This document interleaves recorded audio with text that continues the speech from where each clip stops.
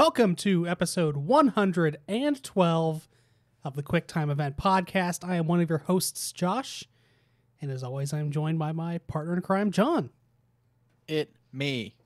QuickTime Event is a chance for John and I to get together each and every week to talk about all of the nerdy things that we love. If you like what you hear, if you like what we hear too, I guess, you can join us live on twitch.tv/CDRMagnus every Tuesday at 8:30 p.m. Eastern Time, or on all of your favorite podcast services all across the internet shortly after the live show ends. John? You okay? Am I okay? Yeah, you said every Tuesday. Are we in a time warp? You know what? It has been a week. It's the first week of school. It's been rough, buddy. You know that Zuko meme? That's rough, buddy. It's been a rough, buddy week. Did your job turn into the moon? My job basically turned into the moon. Yeah, basically. Yeah. Especially in terms of like that is rough, buddy. The pandemic and like all this shit. It's not been a great week. But we're here. It is Thursday night. We're doing this on Thursdays now. One day I'll get that through my thick skull, but that was not tonight. Or we'll change back to Tuesdays just to mess with you. Could be that too. One of the two. We'll switch back to Tuesdays right like as soon as I get used to saying Thursdays. It's gonna happen. Yeah. Like you'll get it locked in. Something's gonna come up later. Something's gonna come up on Thursdays, and we're just not gonna be able to do it anymore. And then we're gonna switch it to some other day. It's not even gonna be Tuesday. And then I'll start calling that Thursday. And then it's just going to be a whole thing. It'll be a whole thing. John, I played Fall Guys last night. How did that go? I won 4 times. Damn. How long did you play for? Like 2 hours. Not even 2 hours. So like 1 in every 4 matches you won? Yeah. Wow. Yeah. And it was really weird. I did not deserve to win 3 of them. What happened? So it was such a weird night of Fall Guys last night. I kept getting the exact same courses, like back to back. I would always start off on Hit Parade. Then I would go to, I always get this one, I can't remember what it's called, the one with the gas, and you pass the gas on to the other people. Jinx, yes. Jinx was the second one. Almost every game I played last night.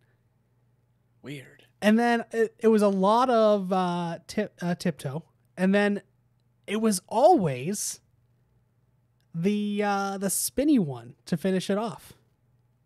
Really? Yeah. What's that one? The called? One that I haven't played. I don't remember because it's been weeks since I've played that. Right. It's the one with the 2 bars that spin around in a circle, and you have to jump over the lower bar, and then the floor starts to fall away.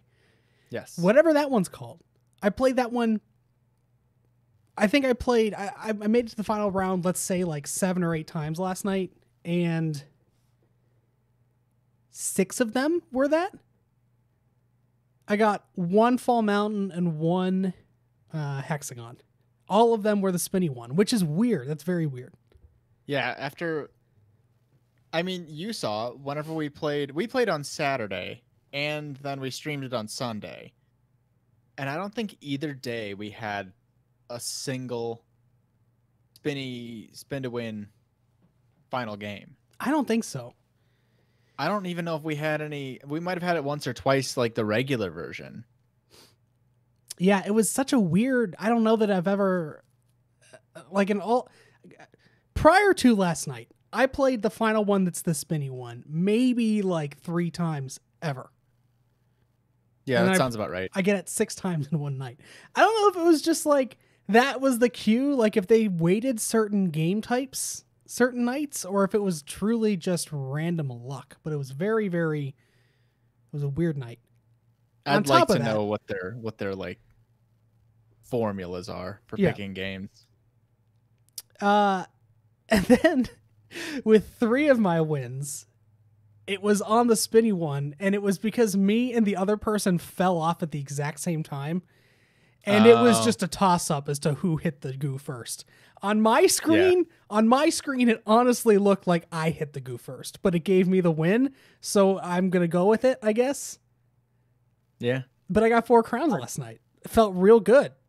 Never had a streak. Never won back to back. So that was useless. But it was a good night. Good night for me for Fall Guys. What are you going to spend all those crowns on? I want the trophy for all of the legendary stuff, like wearing all the legendary stuff. Oh, yeah. One of each. Yeah. Is Epic better than Legendary, or is Epic worse? I don't understand. Like, at some point,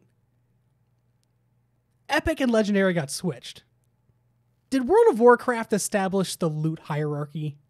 I think so. I feel like that's where I saw. That's where I always remember those colors coming from. Where it was like, it's white, right? Then green. No, white, blue. Blue is uncommon, and then green is rare. Some games mix that up. Then. Okay. Because I think Borderlands has it green then blue. Oh, wait, you know what? No, you're right. World of Warcraft was green and then blue. You're right. Yeah, so it's white then green, which is like, okay, this is essentially just a common gun, but with something a little better. Then blue, and you're like, okay, you don't see this every day. This is kind of nice. Right. And then it's purple. Which is usually termed legendary. Legendary has been purple, usually.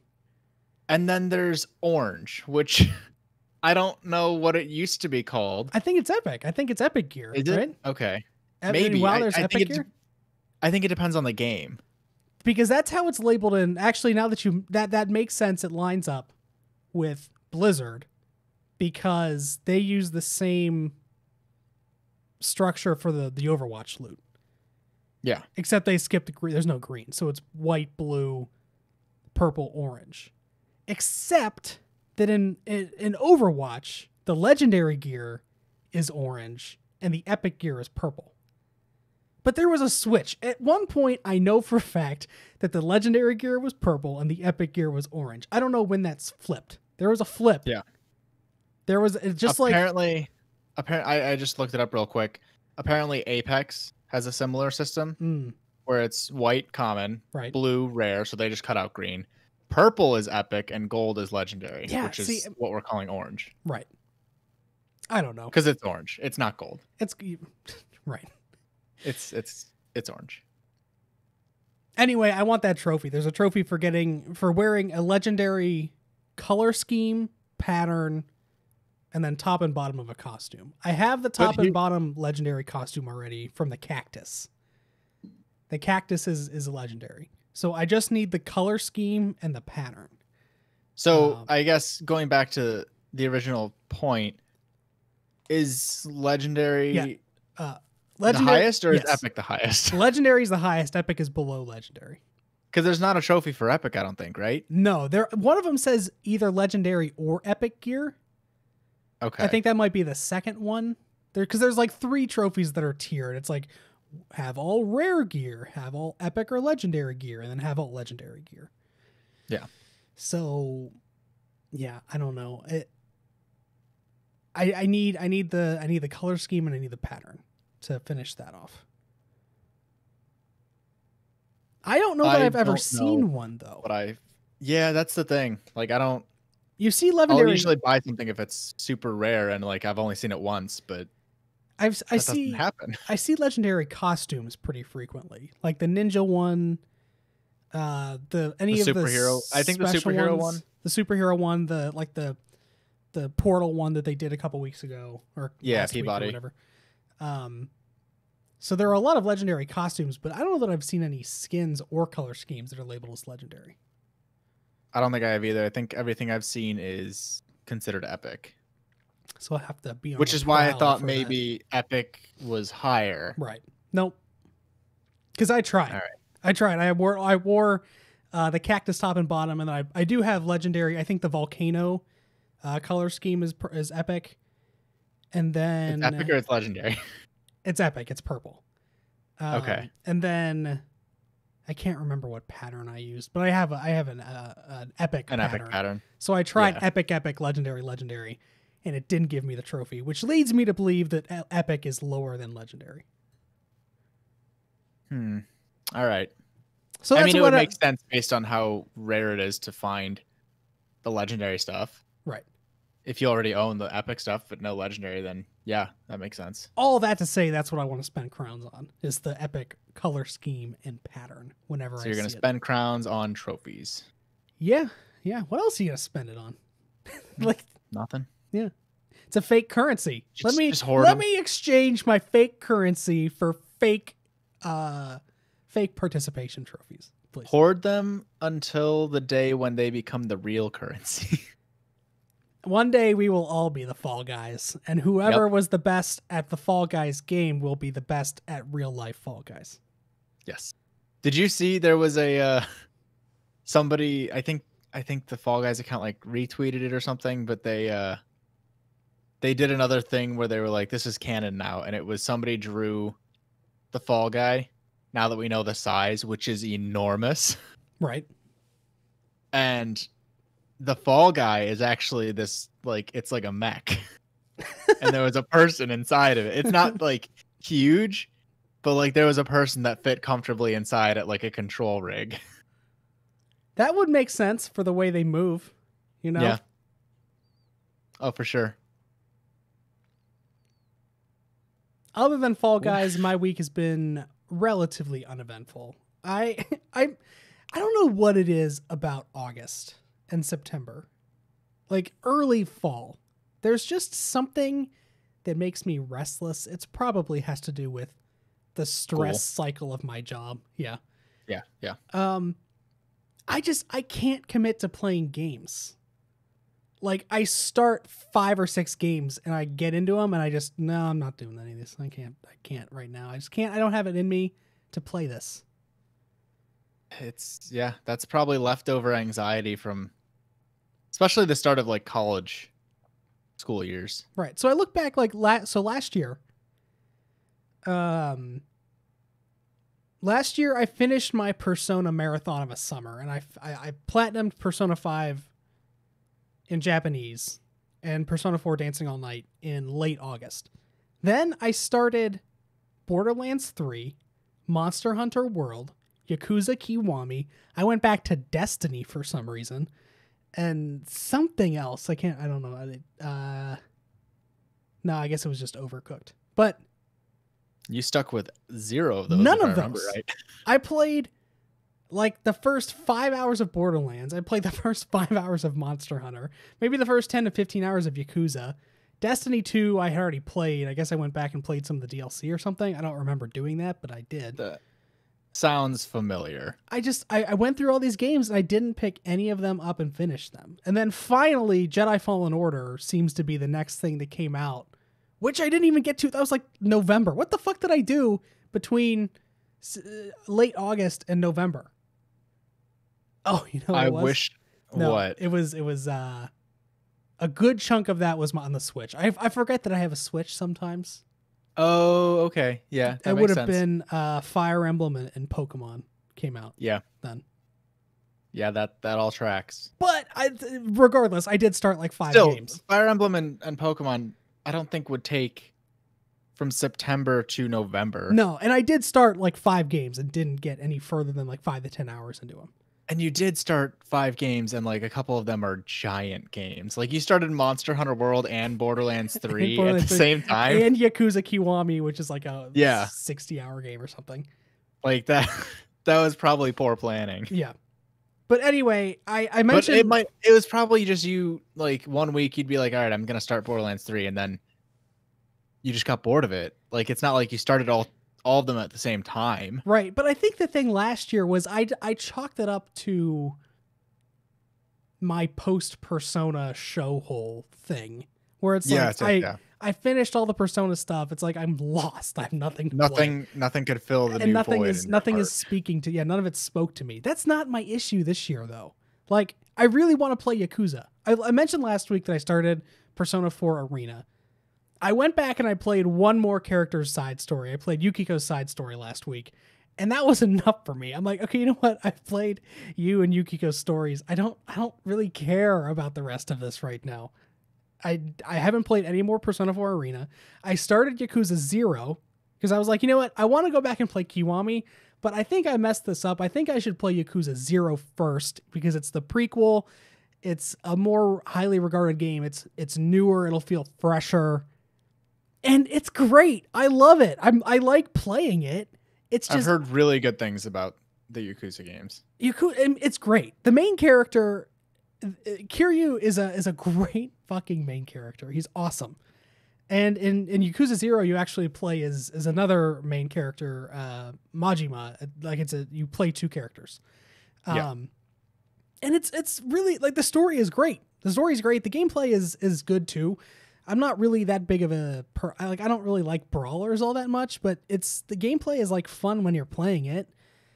I am like forcing myself to go play Yakuza, and I don't know why. I like the game a lot. I can't be bothered for some reason. And so I sunk all this time into Fall Guys this week, which is fine too. It's just like, I want to commit to something. I want to give something the time of day, and just nothing is clicking for some reason. We'll get there. Hopefully. I think I might indulge in some indies is what I might do. That's what I did this past week. I played 2 indie games and beat them. Nice. And they were very fun. Actually, it's pretty much a direct result of that Indie World little presentation. So I know what did you play? So I played, the first game was, you probably remember it as the like kind of trippy game. It was called Manifold Garden. Yes. It was very fun. It reminded me, just like the preview trailer thing that they showed, reminded me of, do you remember that game Numa? It was like a perspective game, a perspective puzzle game. It was free on Xbox Games with Gold for a little bit. The name sounds familiar. Well, it was a puzzle game, and it was, again, based on perspective. Like, if you stood at the one corner of the room and looked at something, like, you could make it line up, and that was the way to solve the puzzle. Like, you didn't actually have to do anything. You just had to like look at it right. So that I enjoyed that, and this felt like something similar to that. So I was like, all right, let's give it a try. I like puzzle games, and yeah, it was really good. If you get migraines easily, maybe you don't want this, because like it's based on those what are MC they, optical illusions? Yeah. What? It's very like MC Escher-esque, like that the stairway. Yeah, if like the never-ending stairways and like and optical illusions like that give you a headache, this might not be the game for you, or it'll be the game for you if you play it in very small chunks. I was considering buying that one. Yeah, it was fun. I liked it. I'm not sure if you would, but it was definitely enjoyable. And then the second game that I played was an absolutely charming little gem that I'm glad is in my life now, called A Short Hike. I don't recall this one from the indie world. Give me the premise. It was the one, I mean, it's it's annoying, but it really is just about a short hike. Okay. It was that one. Do you remember the one where there was like, you were like a bird and you were kind of just soaring around, and like there was an island? It wasn't super graphically like advanced. I don't know how to describe it. You're on a big island. Are you looking at some like pictures or video or something? Yeah. Okay. Yeah. It was a very charming little game with lots of little side things. The dialogue between characters was really fun. It was quippy, and I don't know. I think that the dialogue you would really enjoy. And it was short. It wasn't it was in fact a short hike. Even if you got everything, it only took like 4 hours, maybe. Like, just to beat it probably would take an hour and a half, maybe 2. But it's so enjoyable that you'll want to do more than that. At least that's how it was for me. So I played and beat those 2 games. And then I played a little bit of Fall Guys, but I think I was texting you about it. It was like broken for me, where if I got knocked out of a round, whenever I like would exit back to main menu, it would be on the like the knockout screen where there's all those little cubes with the Fall Guys and they would get pushed out. Right. And so I would hit exit, and all of a sudden the audio would just cut, and all the Fall Guys were just staring at me, clapping in silence. And I couldn't do anything. Like the controls wouldn't respond anymore unless I hit the PlayStation button and just forced the whole thing to close. And it happened 2 rounds in a row. So I was like, it was right after that update. So I figured maybe some kind of bug accidentally got released in the update. Yeah, that sounds weird. I kind of waited and wanted to see if they would like patch it. And I saw people tweeting at Fall Guys game. They were like, "Hey, this has happened to me like 3 times. What's going on?" Yeah, I didn't experience any of that. The patch has been good though. All of the little things they fixed, you can definitely tell. Apparently there's a lot of I guess this is probably more prevalent on the PC, but there's a lot of cheaters. Yes. Yeah. Like you don't see that on PlayStation because I don't think you really can. Yeah. I mean, I'm sure you can, but like it's probably way harder. That's one of the things I like playing on console is you never have to worry about, like, since Halo 2, you haven't had to worry about like aim bots or people doing standby or whatever else. I'm sure there are some games that don't have dedicated servers where there are some of those issues. Yeah. But by and large, being on a closed ecosystem like Xbox Live or like the PlayStation Network just makes a better experience. And you don't have people starting at Fall Mountain and then one person rocket ships up above everything, right, runs ahead and drops on the crown. Yeah, I think the issue with Steam is that the cheaters were getting banned, but then there was some like way that you can share games on Steam, so they were sharing it just basically. There was like a family account thing where it was like they linked their family account, which is probably just their multiple profiles, right? And then they could just basically make a bunch of profiles and continue cheating. So yeah, PC gaming. There's something to be said about PC gaming, obviously. I prefer the console experience because it's easier. I like playing certain games on PC, Overwatch being chief among them, but like, I don't know. Especially with a game like Fall Guys, which is not like aim intensive. I mean, I'm sure, I guess there's people out there that prefer mouse and keyboard for everything, but I would never want to play Fall Guys with anything other than a controller. Oh yeah, same here. That sounds miserable. And like, sure, I guess you could probably have better frame rate or whatever, but like, I don't know. I don't really see that stuff as much as I guess some other people do. Yeah, I'm right there with you. It's convenient to have consoles. It's obviously more powerful to have a PC and you can do a lot more customization, but it's kind of nice that everyone's on an even playing field if you're on the same box. There's no difference. Yeah. I mean, you might get like a PlayStation 4 versus a PlayStation 4 Pro, but at the end of the day, that's really just going to change your graphical capabilities, not really how you're playing in terms of a competitive online arena. Right. So yeah, I think I was thinking about picking up Manifold Garden, just because I really like the art style. That was like the one thing that really stood out to me at the showcase last week for the Switch. Indies that I was like, okay, you know what? This is a game that I think I might be interested in. But then I saw a couple streamers playing Spiritfarer on Twitch this week. I was gonna get that. I took notes on every single game because I kind of expected we were gonna get a little more in detail on these.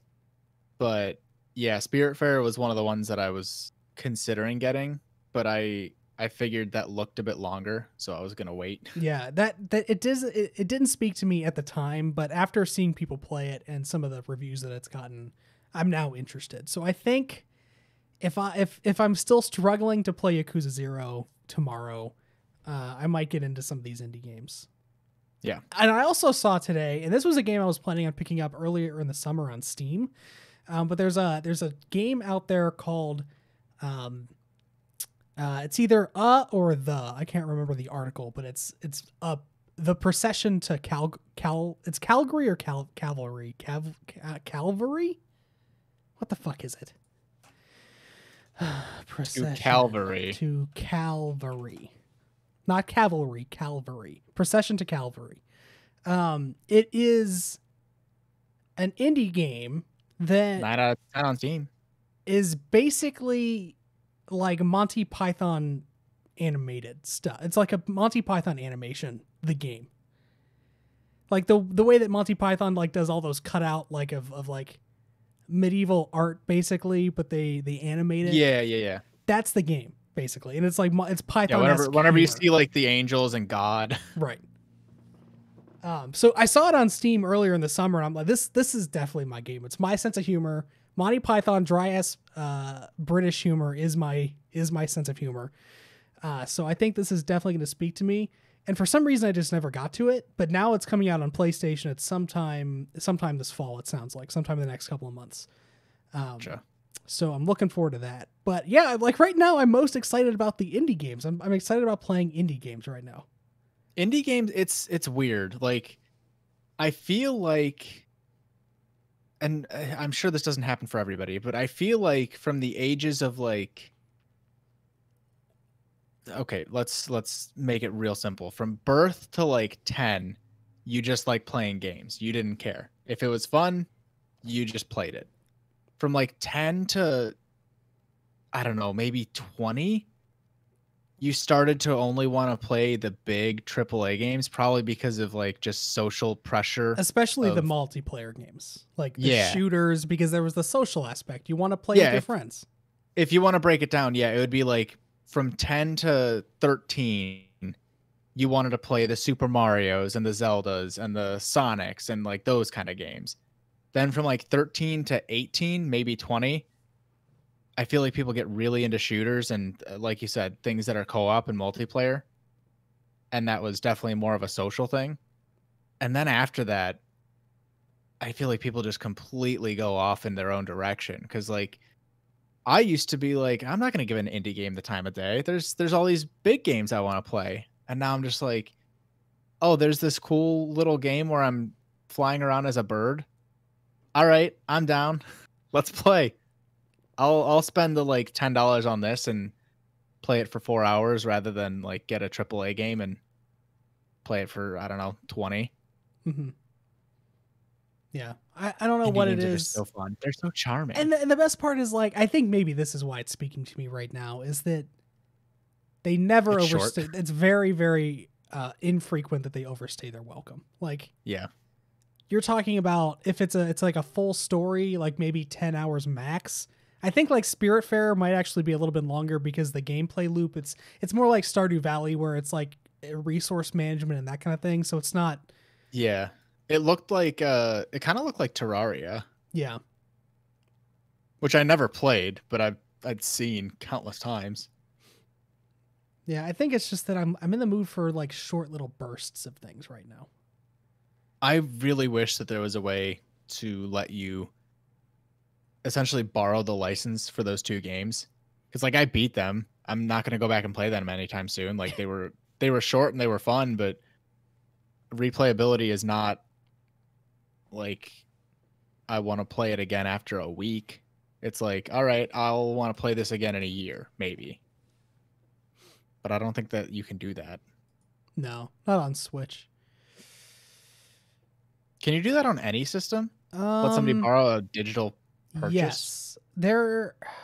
I don't know how it works, but you can do that on PS4. Yeah, so a short hike is only on PC I think and just Switch. Switch and Steam. Yeah. The Manifold Garden is going to be on everything. Spiritfarer is on everything.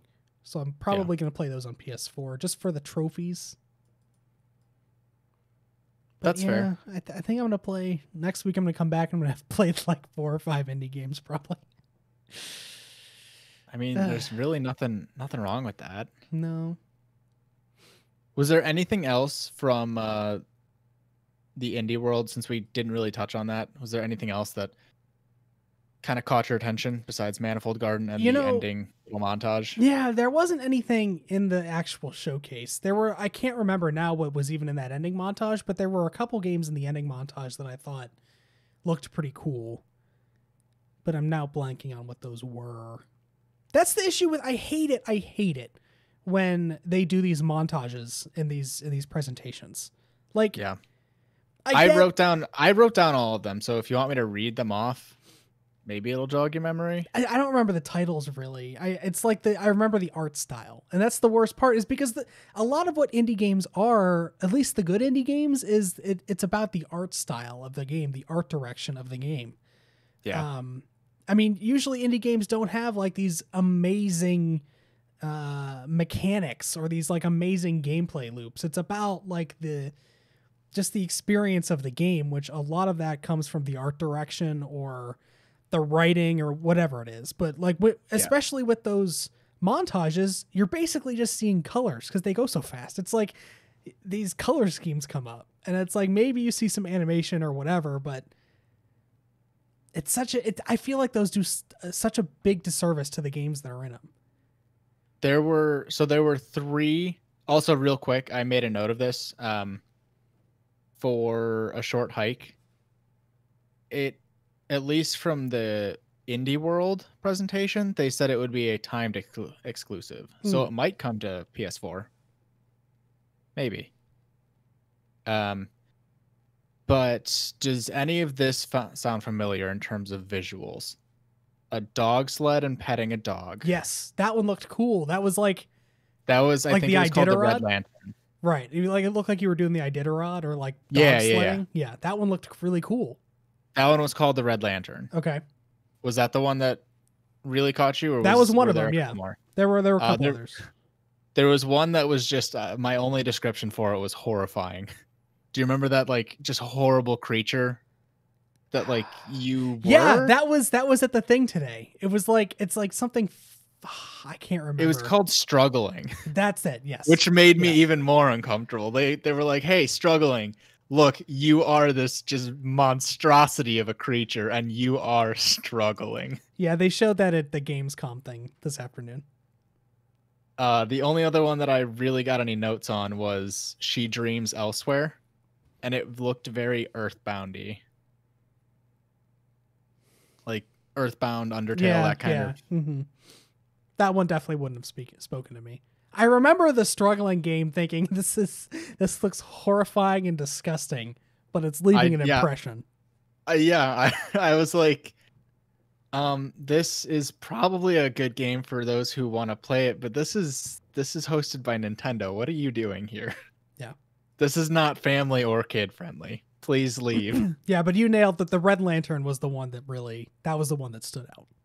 I saw the dogs and I was like, I got to make a note of this. Yeah, and I mean, I remember the art style being neat. Like it looked polished and beautiful kind of. Yeah. Oh yeah, for sure, especially compared to some of the other ones. Yeah. Out of an indie game, it looked very, very nice. Yeah. But it did such a disservice because I did not remember a single title. I didn't remember any of those from a name. Sad. But I mean, you get why they do it. Yeah. They only had like 18 minutes? Something like that. I mean, it was their own self-imposed time limit, but still. Janet and I binge watched all of Agretzko season 3 today. Is that good? I've seen it. Yeah, it's pop really up everywhere. Yeah, definitely watch it. Agretzko is a great anime. What is it? Is it like what genre does it fall under? I would say slice of life. It's got that like little angry fox looking. Yeah. So the premise is Retsuko is she's a salary woman basically. Like she's an accountant, is an accounting firm, and to blow off steam she does karaoke. Death metal karaoke, basically. Oh, nice. Okay. Yeah. Cool. But that's it. It's just like slice of life, like Retsuko's trying to find love kind of thing. But it's really good. There's 3 seasons. The thing about it is that there's maybe, I think, 10 episodes in each season, but each episode's only like 15 minutes long. So we watched the entire 3rd season that came out today, just this afternoon. It was like 2.5 hours or something that we watched. Yeah, we've talked about this at length before, but whenever I make myself like work out while I'm watching anime, so I don't just like veg out on the couch for too long. And I'll usually do like 3 episodes of a normal length episode show. So if this is only 15, I'll probably watch like half a season in one go. But it's really good. We watched the sub because Janet's Japanese, but the dub is also a really good voice cast. There's some pretty good actors in there. Okay. So I recommend either, but it's great. I like it a lot. Right. Third season was by next week. I'll have seen all of it. probably. Definitely recommend it. It's a Netflix, I think, exclusive. Okay. Exclusively on Netflix. Oh, I lied. I won't be done with it by next week. I have to watch. Did I talk about Fate? Fate Yes. Zero? Yeah. So I finished Fate Zero. The ending really kind of confused me. I'm not gonna get into it. It's just, have you seen Neon Genesis Evangelion? Most of it. Did you see the end or no? No. The end almost reminded me of the end of that, which is just mind fucky. But there's like a sequel series. I think it's Fate Unlimited Blade Works or something, which is a bit shorter, but I guess it gives you some more answers. So I plan on doing that next. Then I'll watch the drunken salary woman sing death metal. Is that like a big series? Like are there spin-off series? Because isn't there another one called Fate Grand Order or something? Maybe. So here's a friend of mine is the one who got me into it. He recommended it and he hasn't steered me wrong. But I guess there's like, I don't know if this was an exaggeration or not, but there's so many light novels that like to read them all would be longer than reading all of Tolkien's stuff. So amazing. It sounds like there's a lot. I just don't know how much of it has become like various anime series. Is it Fate? What is that? A backslash? I think so. Because there's a series called Fate/Stay Night. If you look up Fate/0, that's the one that I just finished. So I imagine it's Fate/what? Yes. So Fate/Stay Night. 2 words, Stay Night. So yeah, that's a series. Fate/Stay Night. Yeah. Okay. So it's a big thing. So, bunch of stuff. Yeah. So the one I saw was Fate/0, which I was under the impression is the first one. I don't know. Maybe it's not. Maybe it's the first anime, but not the first like light novel series. But then I'm going to Unlimited Blade Works next. See, this is just Shin Megami Tensei vibes, because it's like you start off with Shin Megami Tensei, which is a game about like the destruction of the world and, you know, demons and like destroying Satan and that kind of thing. And then somehow 25 years later it's about dancing with your friends. Like that's like that somehow we got from demon apocalypse to let's have a dance party. I could see it. I mean, this series started out with like, I mean, the premise is people summon these ancient heroes to fight over this, not the real Holy Grail, but like a different Holy Grail that can grant a wish. And it just gets progressively darker as you go. Because like they're not fighting until one person gives up. They're fighting to the death. Like there is no quitting in terms of that. So gotta love anime. Gotta love that anime. Yep. All right, let's get into some news.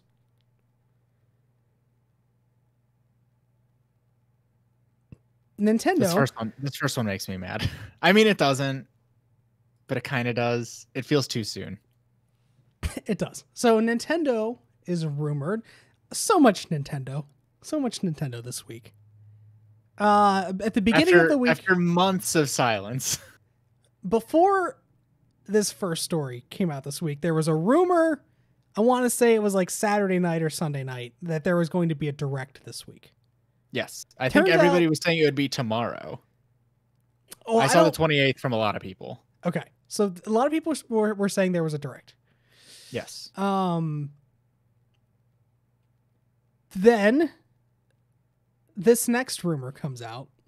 This was tweeted by the story comes from a Taipei-based newspaper. Taipei is in China.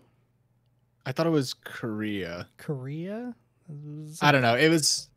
Yeah, no, for sure. Anyway, this is the next story that comes out in this weird week of Nintendo news. A new Nintendo Switch model will launch next year, a new report claims.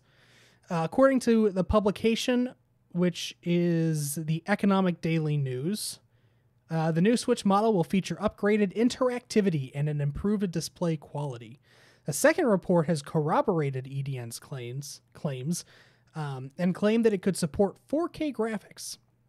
The report cites various hardware manufacturers responsible for the Switch's flash storage, Joy-Con controllers, and more.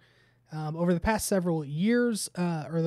year, several media reports have claimed that Nintendo is planning a third Switch model in addition to the flagship console and the Switch Lite. Goes on to basically repeat all this stuff over and over and over again.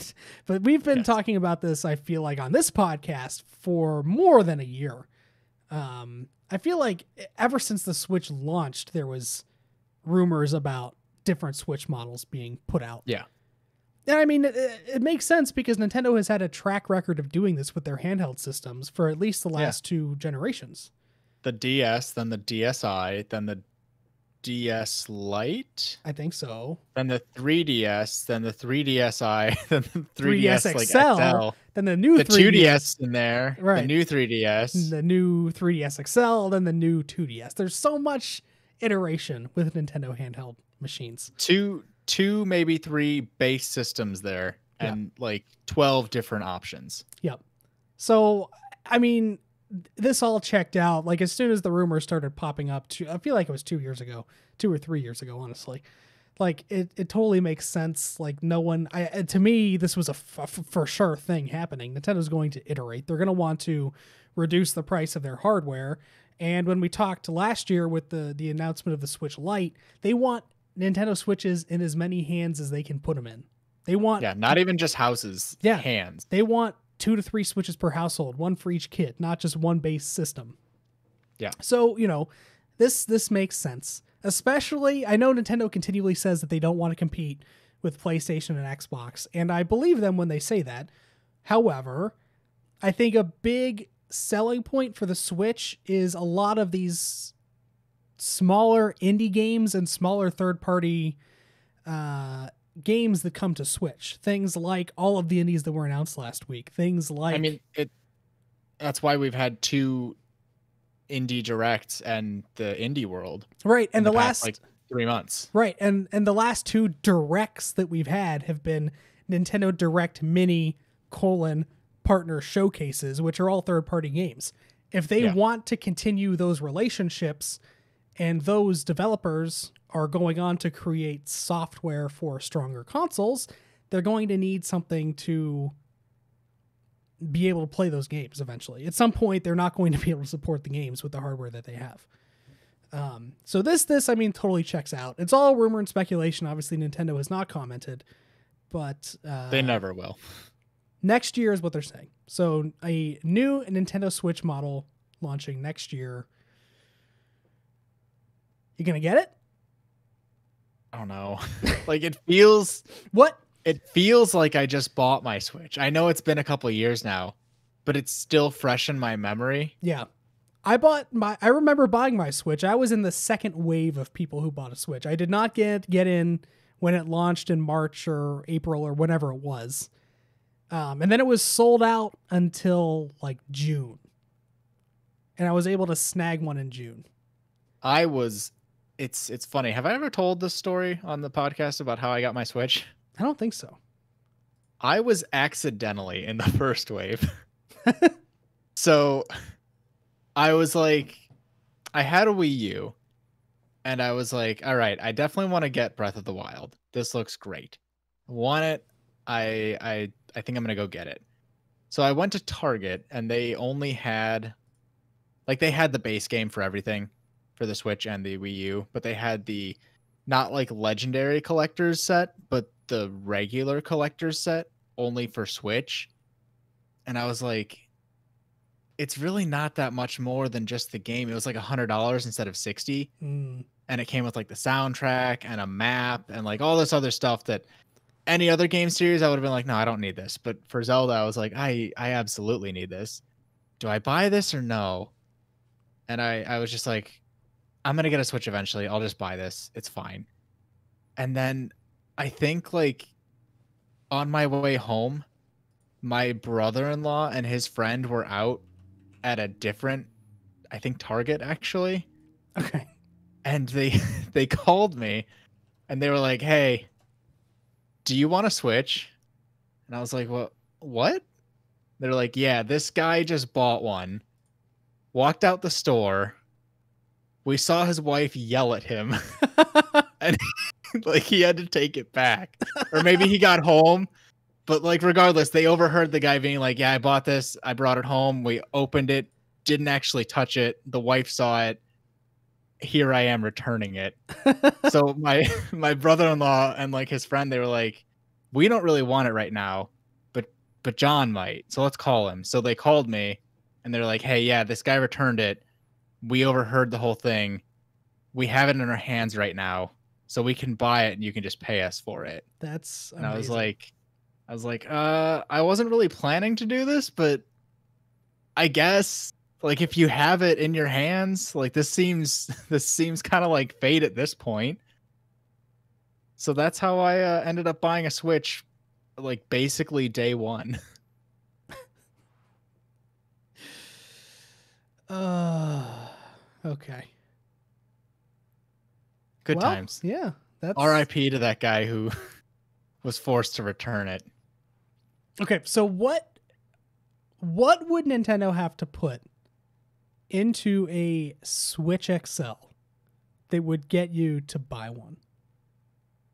Honestly, I don't know. I'm happy with my Switch. Like, Nintendo has never been about getting that 4K graphics for me. Having just 1080 HD is kind of I'm happy with that. So at this point, the only thing that's really going to make me seriously consider it is if they do that really annoying thing from the DS to the 3DS where like on this new Switch, you can play games and Switch games. Like you can play new Switch games and Switch games. But like if they start making new Switch games, like branded new Switch games that don't play on the original, that's when I'll have to bite that bullet because I'll want to continue playing new games. Right. I don't know, because if the big thing is battery life and 4K, again, I don't really care that much about 4K. Oh. You back? Yeah, what just happened? It's okay. We're good. Sorry. So you don't care about the 4K and the visual stuff. Not really. I mean, I'm happy with 1080. Like, would it be nice? Sure. Would it be buy a new Switch nice? I don't know. Yeah, I think for me, because I don't play my Switch frequently enough to justify buying another one. I already we've talked about how Switches are slowly becoming indie machines for us. Like you don't need a 4K TV for a short hike. And I highly doubt that the Nintendo first party games that they make or going forward, I guess, they're not going to leave the Switch behind. You would really only be talking about the multi-platform games. And even then you're only talking about like the AAA multi-platform games. And for me, I'm gonna be playing those on my PS5 anyway. So like that, I don't think that this machine is going to answer any of the questions that I have. Sure. Now, what would it have to do for you? I don't think anything. I think that it's a done deal. Yeah. Had they come out with this at the same time as the Switch Lite, I might have gone the route of buying the XL version instead of the Lite for Janet, and then just giving giving Janet the original. Right. Yeah. But now that we have two Switches in the house, like I don't see a need, because again, I'm playing the bigger games on PS5 or on PC, And Nintendo's never going to leave their old hardware behind. At least I wouldn't think that they would. Hopefully. Because they already have this big install base. So why would they? Like, the next Mario game, whenever that comes out, is going to work on this game, or on the Switch, the original Switch. It has to work on the Switch Lite, which I think is worse off. I don't know that for sure, but I'm pretty sure the Switch Lite's internals are lesser than the Switch's. I would imagine, but I don't 100% know. They're not going to abandon that, is what I'm saying. And the games that are going to run better, I'm probably not playing on Switch anyway. So yeah, that's the thing. If you come out with the newest Assassin's Creed or Call of Duty or whatever other first big AAA games come out, I don't want to play those on Nintendo. No, I never have. Like right. that's why you always have households that have a PlayStation or Xbox and Nintendo. Yep. Now I will be very interested in the Joy-Cons. If they make better Joy-Cons, I will definitely buy more Joy-Cons. I don't think I've ever had an issue with my Joy-Cons. Knock on wood, because like I know everybody has. Yeah, mine are terrible. Drift or what? Drift, yeah. Okay. It's so bad. And I know I should just suck it up and have them sent into Nintendo for them to fix, but then I have to deal with the post office, which is in shambles right now, and it's just like, I don't want to do that. I'm not doing that. And most of the time I'm using my Pro Controller anyway, so it really does not affect me in any way. But if I want to play Mario Kart with Janet or something, like for some of the games that require the Joy-Con, it's literally unplayable with my drift, the way that it is. That's very sad. And handheld mode. Like, I basically can't play it in handheld mode. I should just buy new Joy-Cons. But I'll wait for the XL No, you thing. should just send the Joy-Cons in with you're not gonna, well, I guess this week might be different if you're playing indie games, but other than this week, you're not gonna be playing your Switch that much until a new game comes out.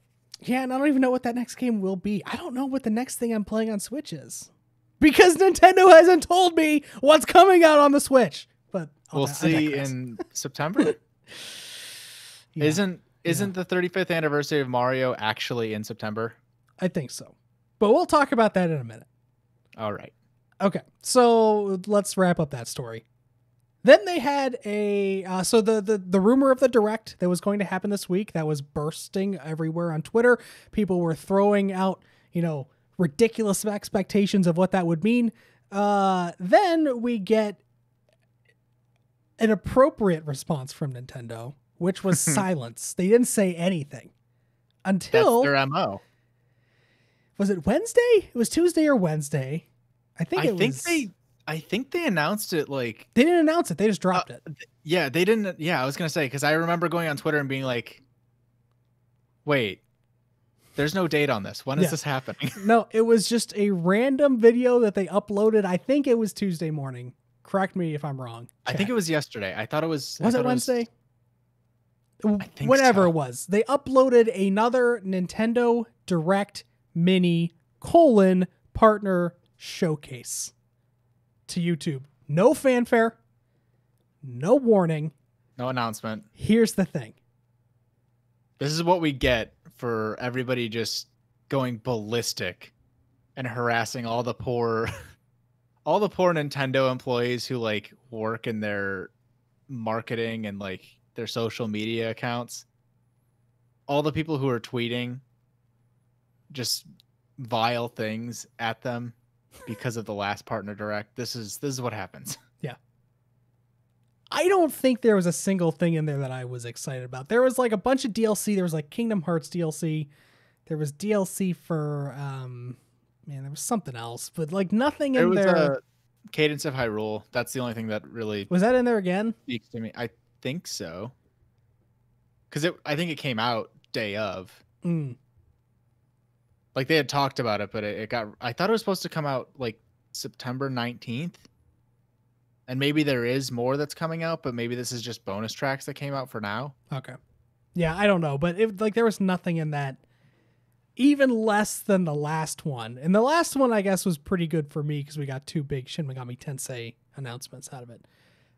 But this one, there was just nothing. 0 things. So they put that out.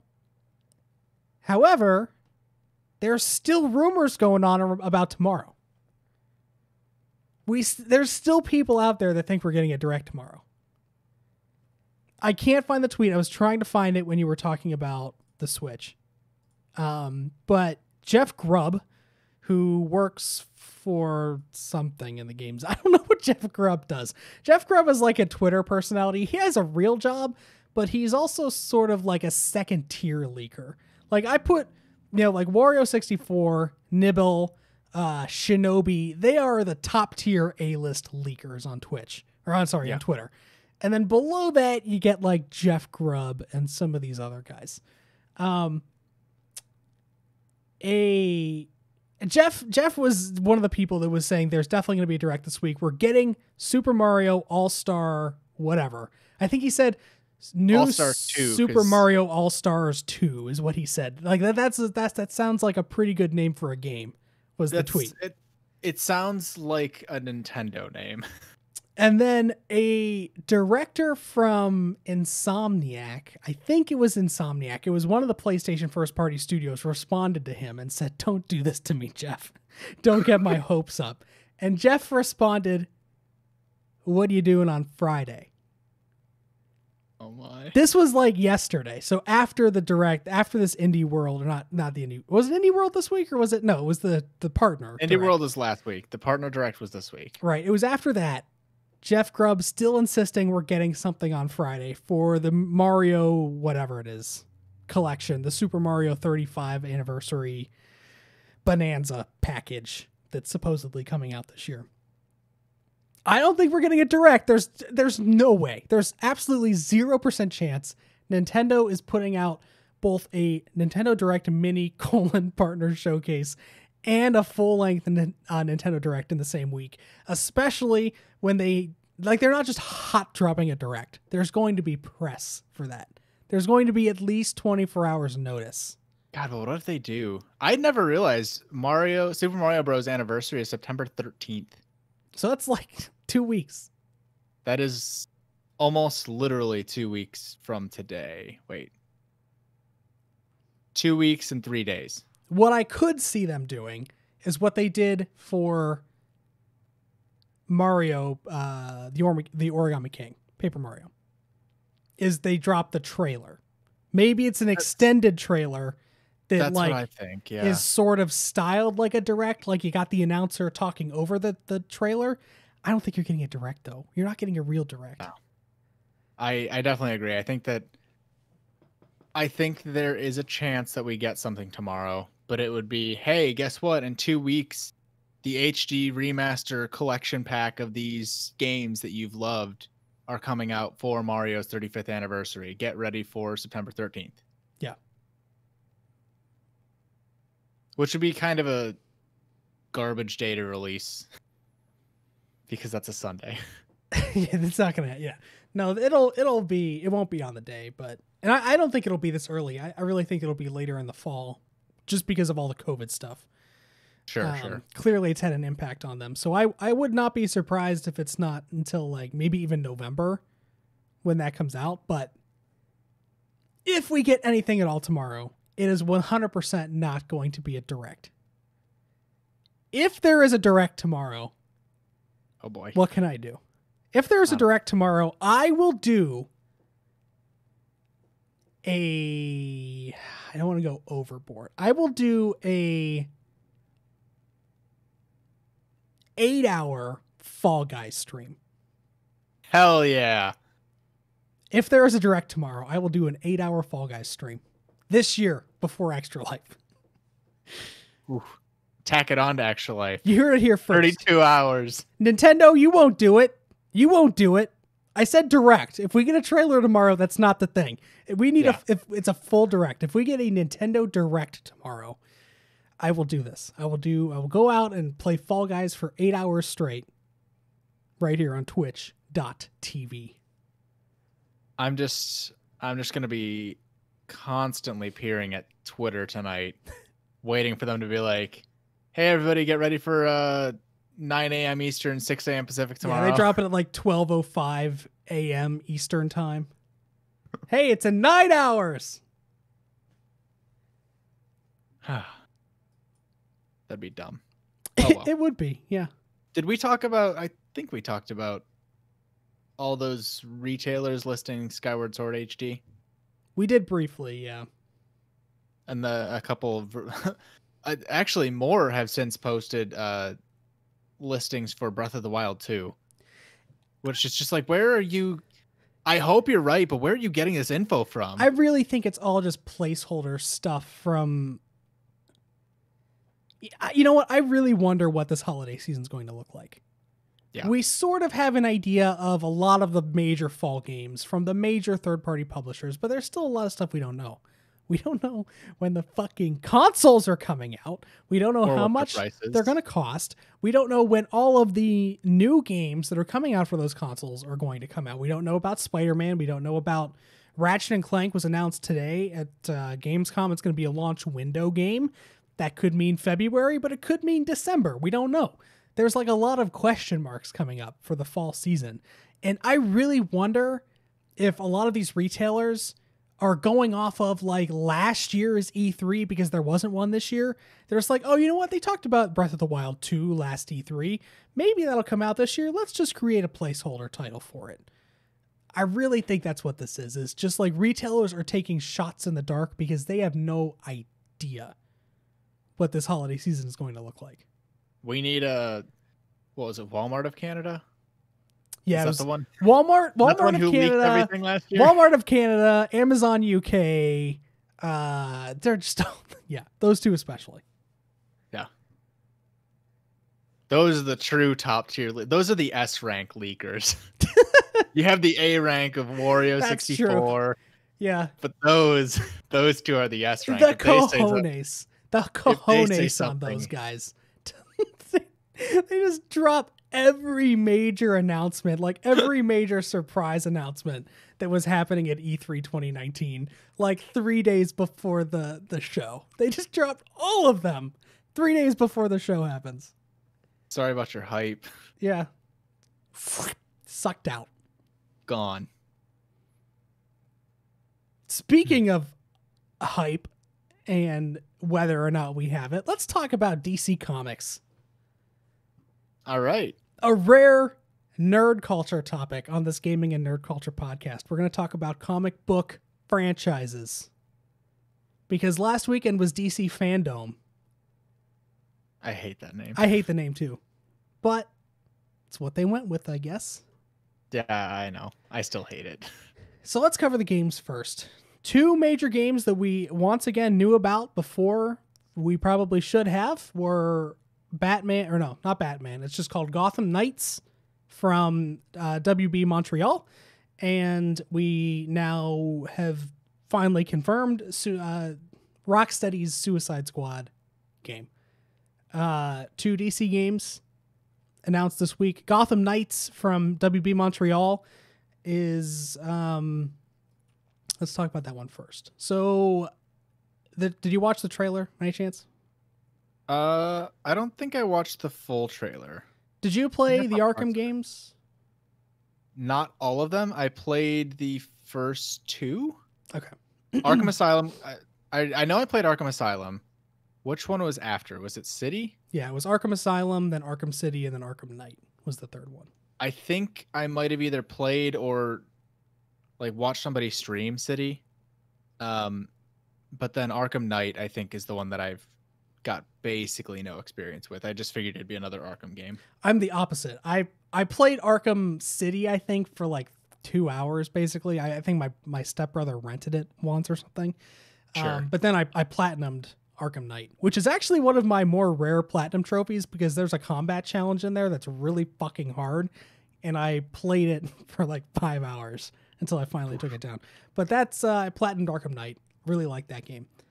All that to say that this is not this is not even in the Arkham like timeline or the Arkham universe. Yeah, this is different. This is new. Yes. However, this game looks most like the Arkham series. It doesn't look like Suicide Squad looks from Rocksteady. The gameplay for this game looks much more Arkham styled. Which, if I remember, it was pretty fun gameplay. Yeah. Oh yeah, for sure. Arkham. I mean, I feel like Arkham's combat was basically like I would argue that almost any brawler, any Western brawler that's created now is modeled off of Arkham's gameplay. Like, obviously with like Shadow of War, it's basically a 1-for-1, but Shadow of War was also a WB Studios game, so that's sort of that tracks. Yeah. But I look at like other games, like even like The Witcher almost is very influenced combat wise, I feel like, from the Arkham games. And I'm blanking on others, but you can see Arkham's combat in a lot of third person melee combat based games nowadays. Yeah. Yeah. So Gotham Knights does not take place in the Gotham or in the Arkham universe. Different Batman. Batman's dead, by the way. Now you get to play as Robin, Nightwing, Batgirl, and Red Hood. So you get to play as Robin, or Batgirl. Yeah, right. Yeah. This game is more interesting to me than we'll get to Suicide Squad from Rocksteady. The trailer was okay for me. Like, the trailer didn't hype me up, but everything that they said afterwards did. So they went out and said that this is a standalone game, not in the Arkham universe. So they're not like trampling on everything that Rocksteady did before. It's not a games as a service, which is the biggest thing for me, because it's a standalone story. It's not a games as a service. It's not designed that way. So it's not going to be like grinding. It's a fully open world. You can go wherever you want. There's no like level gating. There's like, you can pick one character and stay as that character through the entire game if you want to. There's no like forcing you to play different characters. Yeah. Basically everything they said is what I wanted to hear. Like, I don't want to play as Red Hood necessarily. Like, I'm probably going to stick with Nightwing if I had to guess, or Batgirl, maybe switch between those two, especially. Yeah. But I really like Batman. Is probably, maybe not anymore, but Batman growing up was probably my favorite superhero. It's definitely my favorite comic property that DC has. Oh, for sure. And I really like the Arkham games. I love the Batman animated series. So this game spoke to me pretty strongly. It's not forcing you to do, multiplayer. It's looks good. Looks good. I just watched the trailer muted, so I didn't get any audio, but it certainly does. It looks very fun. And then the other game that was announced was the Suicide Squad Kill the Justice League game from Rocksteady. This one I am very conflicted on, because I do not give any fucks about Suicide Squad as a property. That's my problem too. I like all the Suicide Squad stuff that's coming out, and I can't be bothered. I don't really like Harley Quinn. Like, I like Harley Quinn in the Batman animated series where she was created, because it's a cartoon and she's ridiculous. Like, yeah. In the same way that I like Mark Hamill's Joker in the Batman animated series, I like Harley Quinn because they're ridiculous cartoon characters. I don't know that I would like Mark Hamill's Joker in Christopher Nolan's Batman. Like, I like Heath Ledger as a Joker in real life. I don't know that I'd like Mark Hamill as a Joker in real life. Same thing with Harley Quinn. I don't know that I don't like her as like this iteration of her, like this obsession of like forcing her to be the spotlight is not something that speaks to me. I am 100% on board with everything you just said. With that said, though, I really liked the tone of the trailer. Did you watch the trailer with sound, this one at least, or did you see any of it? Bits and pieces, yeah. The banter between the four main characters is really good. They have a really good back and forth. You can tell that they have chemistry just from this short little, like, 3-minute trailer. Hopefully that's not all the chemistry that they have. I would hope not, yeah. But I will say that it came across great from like a character and like kind of story kind of like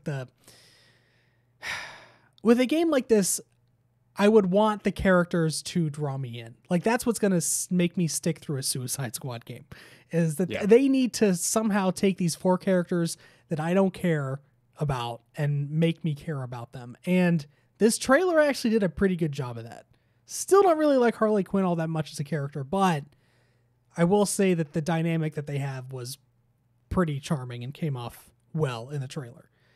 The other thing that's interesting is just the idea for the game. Like Suicide Squad kill the Justice League. You have in this trailer Superman looking like he like basically saves the day, blowing up this helicopter that's terrorizing the city. Then he like looks at this helicopter pilot that he pulled out of the chopper and just incinerates him with his whatever you want to call his beamy eyes, his X-ray vision, his laser vision, just fucking melts the dude. That doesn't seem very Superman. No.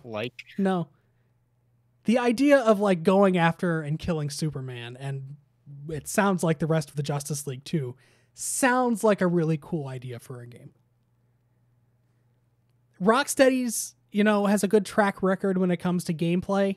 The Arkham games, again, are hugely influential for action games now. I don't know how they're going to transition that into like almost what looks like a cover shooter, like a third-person shooter. A lot of these characters wield guns. I don't know what that's going to be like. This game is a games as a service. I can see that going poorly for them. There's a lot of questions I have about this one. You know what this game reminds me of? At least from the trailer. It reminds me of a more realistic looking Sunset Overdrive. For sure. That's all that this looks like to me. A more grounded in reality graphic setting version of Sunset Overdrive with over-the-top characters and weapons and abilities, and just happen to make them from DC. Yeah. No, 100%. That's the vibe it gives off, definitely. If you watch it with sound, that's the vibe it gives off. It's like very, very punk rock, very rebel, which fits the Suicide Squad theme. There's a lot of questions. Yeah. Lots of things that seem cool, but I feel like there are even more things that make me want to pause and kind of see what happens. Sure. Pretty Maybe much wait for the reviews to come out first before. Yeah. Not a day one purchase. Lines up exactly with the Avengers game. Like Avengers on paper sounds great. What I saw of it, not sure. Don't know. We'll wait for the reviews. We'll see how that goes. Oh no, Superman, don't do it. He's a human. He's he's gone. Oh, bye-bye. Wow, he's ash now. Yeah. Vaporized. Bye-bye. Superman's got purple eyes too. I'm sure that's going to be a big thing. Weren't there purple eyes at the start of the trailer too? Yeah, I think that the theory is that Brainiac is controlling the Justice League somehow. That would make sense. Yeah. Yeah, but kind of going back to what we were saying at the very start, Suicide Squad in general is just never really appealed to me, and that maybe that's because I never knew about it until very recently. Like, was that a subset of the DC? Like, was that a big thing even whenever like Batman was not coming out, but like newer? No, because this is where this is like the next layer into comics that I'm not super familiar with, so I'm probably going to get it wrong, but like I don't think that Harley Quinn was a part of the Suicide Squad until the DC Cinematic Universe put her in the movie, basically, because they needed an anchor for that, and they chose Margot Robbie. Yeah, somebody that everybody knows, right, and can like act as a catalyst to hook everyone. Yeah. I don't think that she was in the actual comics, the Task Force X Suicide Squad comics. Sure. That said, I don't know for sure. I might be wrong on that. But like Suicide Squad has never been an A-list book. It's never been to the level of any of the Justice League superheroes. I would say it's not even like above like B tier, like like the Titans or the Teen Titans or yeah, at least they had like animated series in the 2000s. Yeah.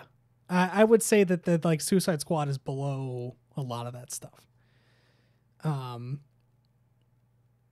Yeah, for some reason just kind of like came out of nowhere when they wanted to make a movie about it, because it has I feel like it's because it has an edgy title. They wanted something to grab people's attention and say, hey, look at DC and we're doing stuff too. Marvel's not the only one that makes movies. Come watch the Suicide Squad. Yeah. But yeah, I don't know. They made two games that are very clearly supposed to be played multiplayer. They went very clearly into the realm of, wanting to stress that you can play these games single player. I would prefer my superhero games to not be multiplayer. Can we have like games that aren't multiplayer, please? Like, I feel like WB very much, and Marvel to an extent with the Avengers, they very much went the EA route of no one plays single player games anymore. You hate to see it. And you know what I loved? Spider-Man 2. That was a single player game.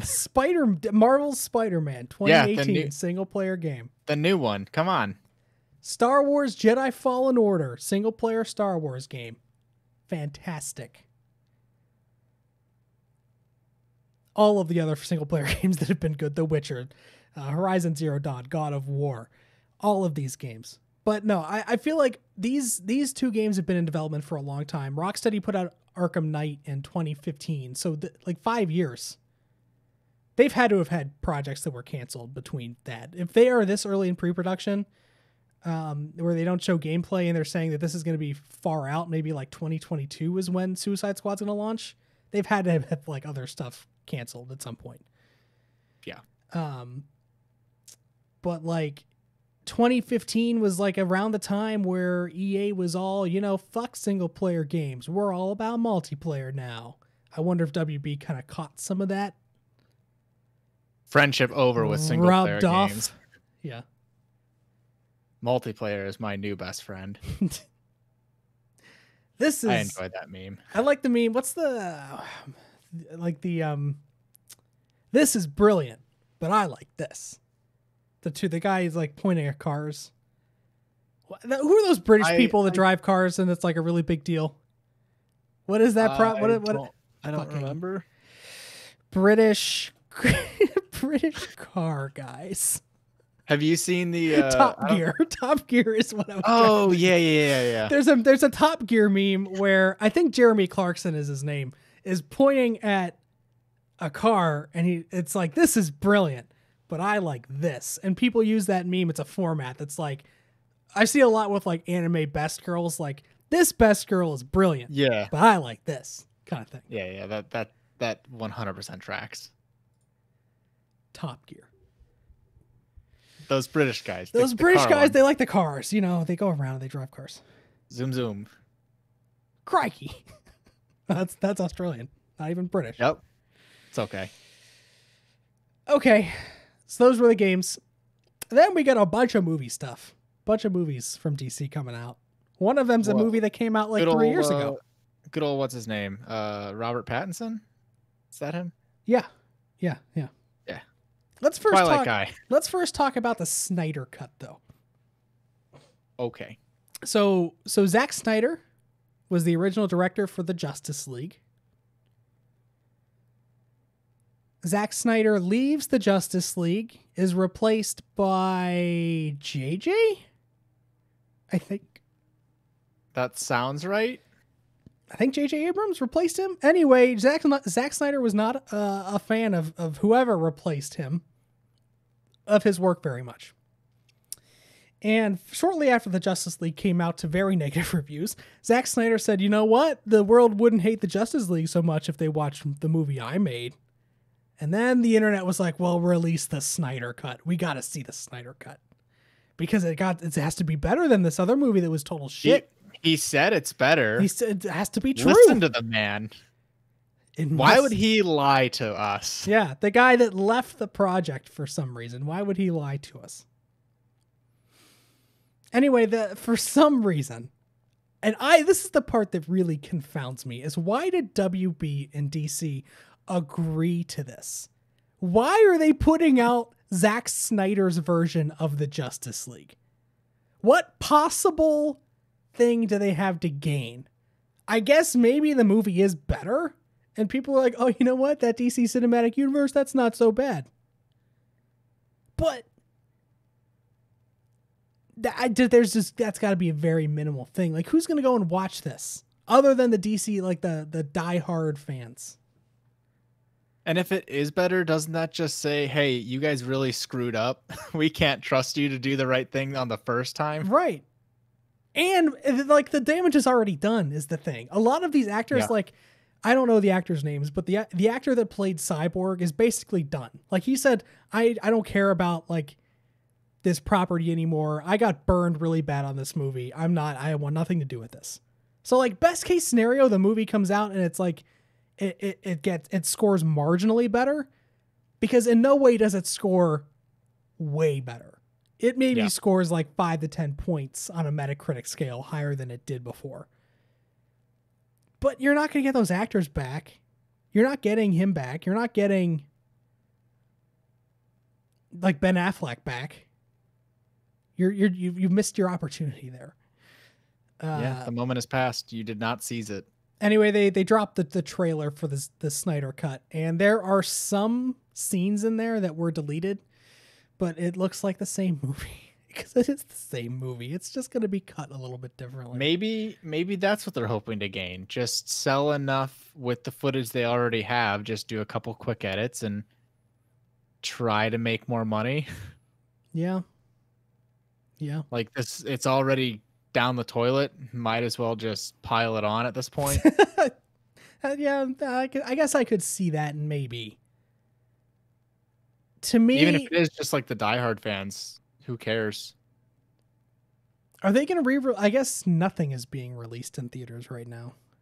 Yeah. Okay, Zach. Who knows?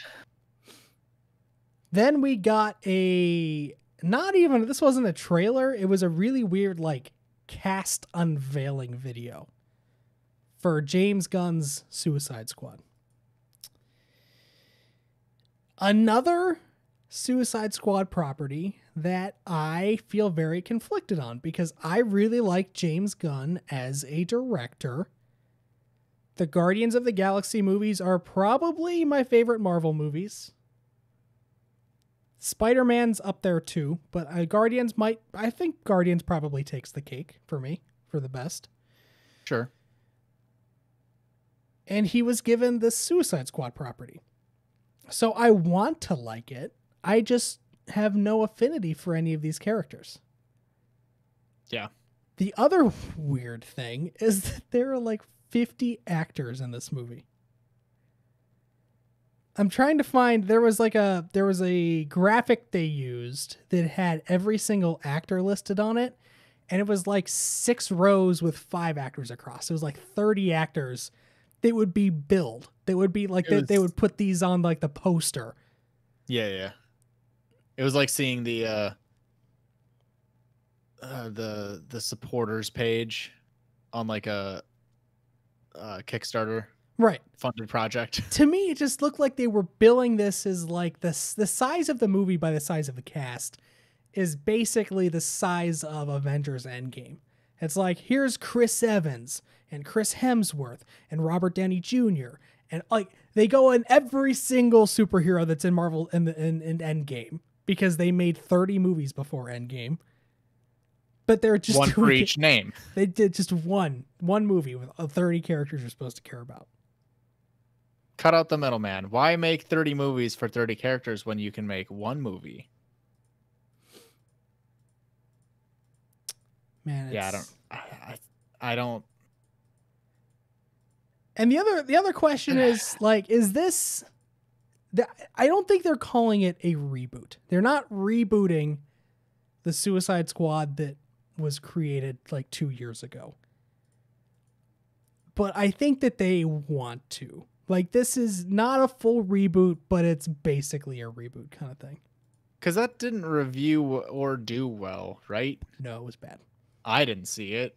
And I know people who actually kind of enjoy the Suicide Squad who watched it and they were like, yeah, don't. Yeah, it was Don't bad. go watch this. It was bad. Bad. See what James Gunn's got. Maybe if this doesn't work out, just pump the brakes on this whole Suicide Squad. Maybe go back to your roots. These smaller movies, like these smaller, lesser known DC properties, like, why are you making a Shazam or a Black Adam or a Suicide Squad movie before The Flash or before the Green Lantern? Like, why are you going into the obscure before you touch on the well-known? That I don't get. Where's oh God, what's his name? Manhunter? Martian Manhunter? Yeah, where's he? Yeah. Hawkgirl. Hawkman. Where are the people who were in the Justice League animated series? That's what you got. Where are all the people that I remember? Right. You could even take it like a step farther and go into like the starting lineup for the Justice League in the comics, like Plastic Man, or I don't know, just not Shazam. And I guess Shazam actually did pretty well, but to me, my strategy. Enough, I heard very positive things. I think it was a good movie. I didn't see it, but I heard it was good. It's just, if I was running DC, I would have wanted to make the popular movies first. You know, the way that Marvel did it. The big names that everybody knows, and will get everybody into your hopefully eventually 30-person movie. What if Marvel started by making? What if this would have been the equivalent trajectory with Marvel? They start with Iron Man. Then they make. Start. Let's say they make Captain America. Then they make Avengers. Then after Avengers, they move on to like Guardians of the Galaxy. Yeah, that'd be not a good plan. No. You got to develop and you got to get people, you got to get them hooked. Yeah. And you hook with the big names. The big names. They're on those big names. You throw in the little name teases throughout the movie. Or even not that. You just say, hey, you've liked these 6 big name movies.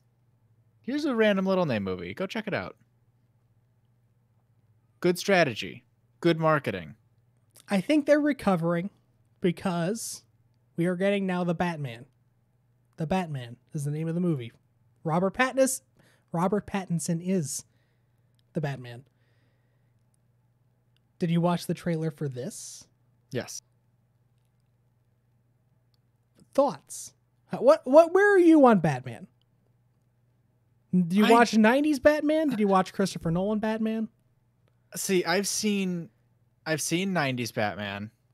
So I've seen Batman and then Batman Returns. And then what's the one after that? Batman Forever? Yes.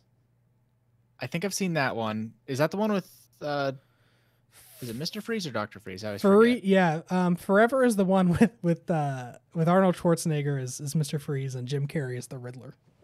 Yes, so I've seen that one. And then I've seen all of the Christopher Nolan ones too. So that was Batman Begins, The Dark Knight, and The Dark Knight Rises. I'm kind of, I don't know if annoyed is the right word.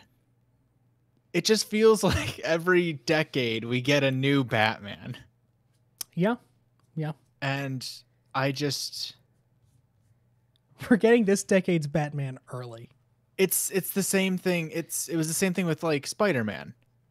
How we had that series rebooted 3 times before it seemingly stuck. And it's just like, can we figure out what we're doing? Like, can we do the Marvel approach and develop a Batman and then link in these other superheroes so that like Batman can stay relevant without having to have every movie just be about him? Yeah.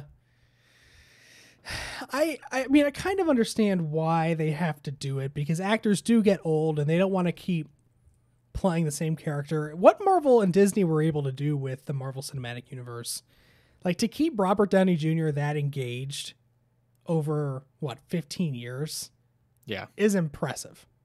Oh, for sure. But even if you like, I can already see a way out of, all right, you have the person who's playing Batman getting a little tired of it. Fine, go to like a live action version of Batman Beyond, where that original Batman is now an older dude who's training the new one. Yeah.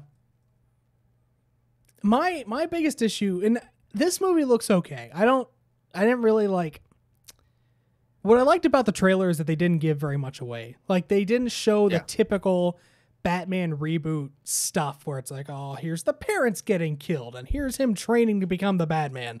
And then he becomes the Batman and then he meets Commissioner Gordon. It's like, well, step by step by step. They didn't do that.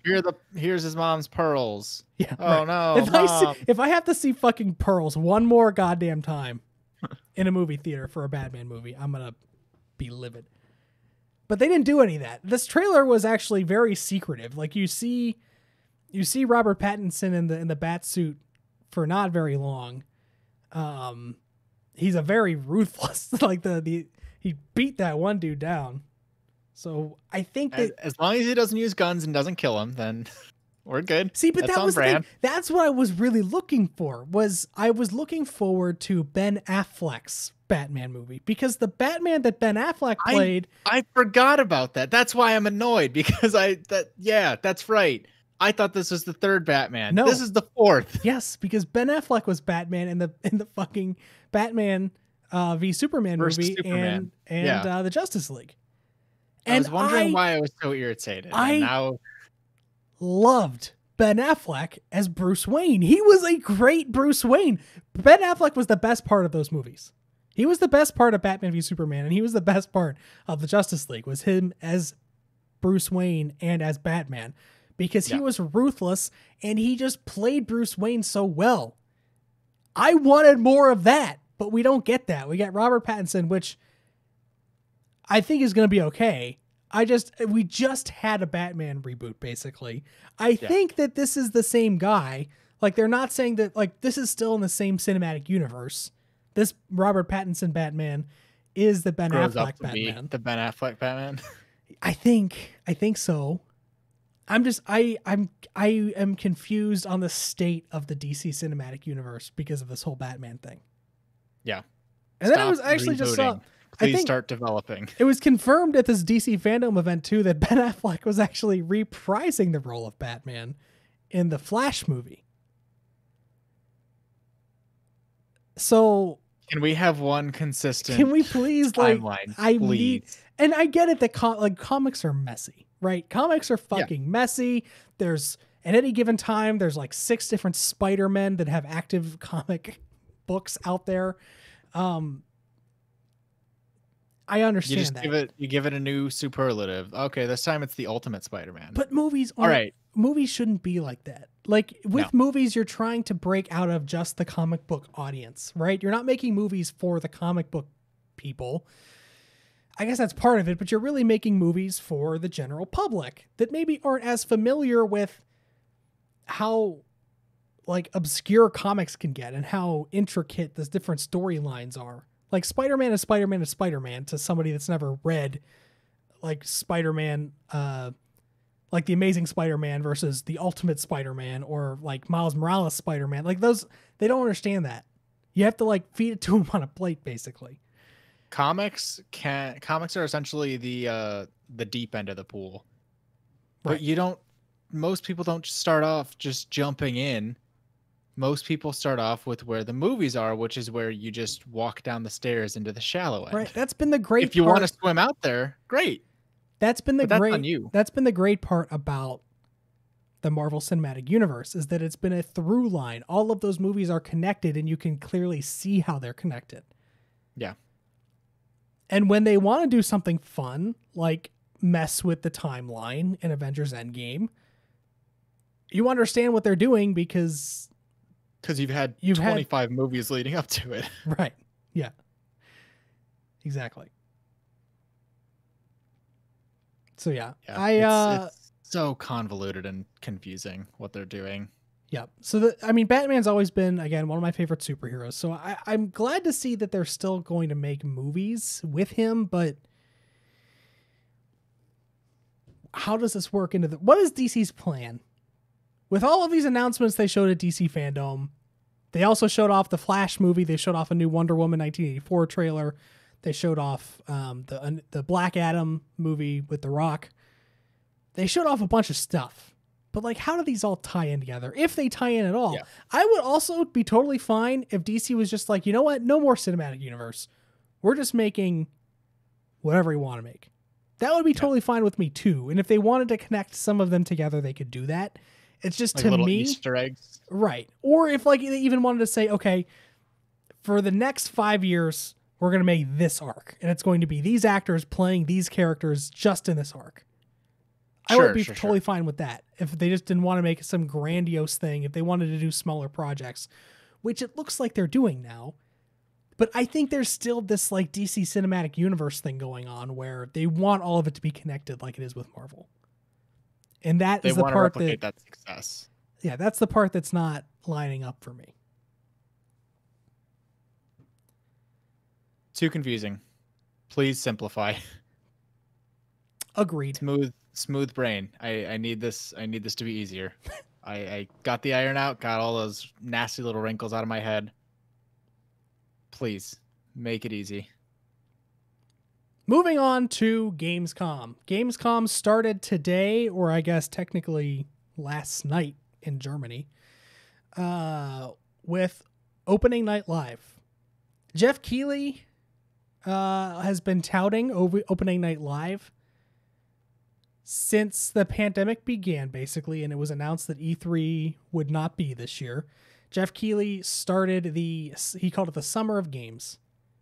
And he showed off stuff throughout the summer on Twitch. A lot of them were like short little 10-minute videos with little developer commentaries, or he had some announcements in there.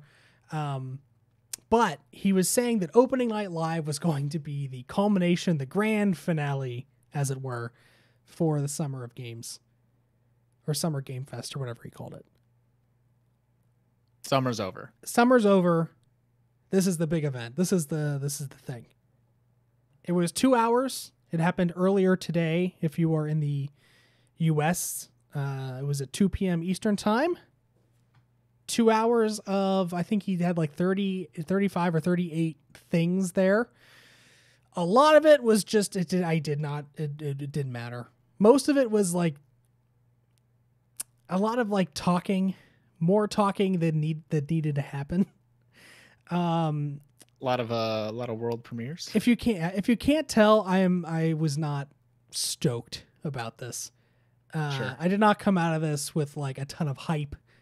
I didn't really go into it with a ton of hype, but I think I came out with even less than I had going in. It's not what you want to hear. It's just grand finale. It was everything wrong. It was everything wrong with how a presentation should be right now. It was a lot of filler content. A lot of it was interesting. Like, it's fun to hear developers talk about their games. It's not fun when you have a 2-hour event that's promising, like, announcements, basically, to hear Toys for Bob talk about Crash Bandicoot 4 for the 50th time this month. Like, Crash Bandicoot 4 looks like a great game. Toys for Bob, great studio. Looks like they're making a great game. They have been talking about it every other day. Like, we don't need any more Toys for Bob. Go away. Make the game. Put it out. And then what you just alluded to, every single thing at this press conference was, this presentation, I guess, was preceded by a title card that read World Premiere. Sometimes a game would have multiple world premieres. It would show a world premiere trailer of a game that we've known about for 2 years. Then another world premiere would pop up, and then would go to the developer talking about the game that just had a world premiere trailer drop. They would show the words world premiere almost every 30 seconds on the stream. To the point where world premiere doesn't mean anything anymore. No. It means no if you have meaning. new info, we will grant you the title world premiere. Yeah. So I don't want to go through the entire thing because there were 38 things there and I didn't connect with hardly any of them. And some of them were just downright like mean. Like Jeff Keighley came out and he was like, hey guys, guess what? BioWare's here to talk about their next game, exclusive world premiere. Then it's BioWare. It's a bunch of BioWare developers standing out by some body of water. I'm guessing it's the Pacific Ocean. BioWare's in Edmonton, right? Where's that? Is that Ontario? Somebody. They were standing out on a beach, assuming that they did not want to go into the office because of the coronavirus. They were out and like doing a video. Edmonton, Alberta. So maybe the Pacific Ocean then. Or no, where's Alberta's on the west coast, right? Alberta, I thought was kind of in the Maybe middle. It was the Great Lakes. Maybe it was a lake.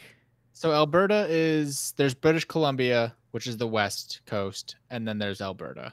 Wherever they were, they were on a beach. Maybe it was a big lake. I don't know. I mean, they could have taken a little road trip. Anyway, BioWare talked about Dragon Age. That was all they did. They showed like some very, very early wireframe models fighting of Dragon Age. Wireframe models. That teeth guy, right? Yeah. It's just like, if you're going to like trot out BioWare and like drop BioWare world premiere, I don't want to hear them talk about Dragon Age. They've been talking about Dragon Age for 2 years now.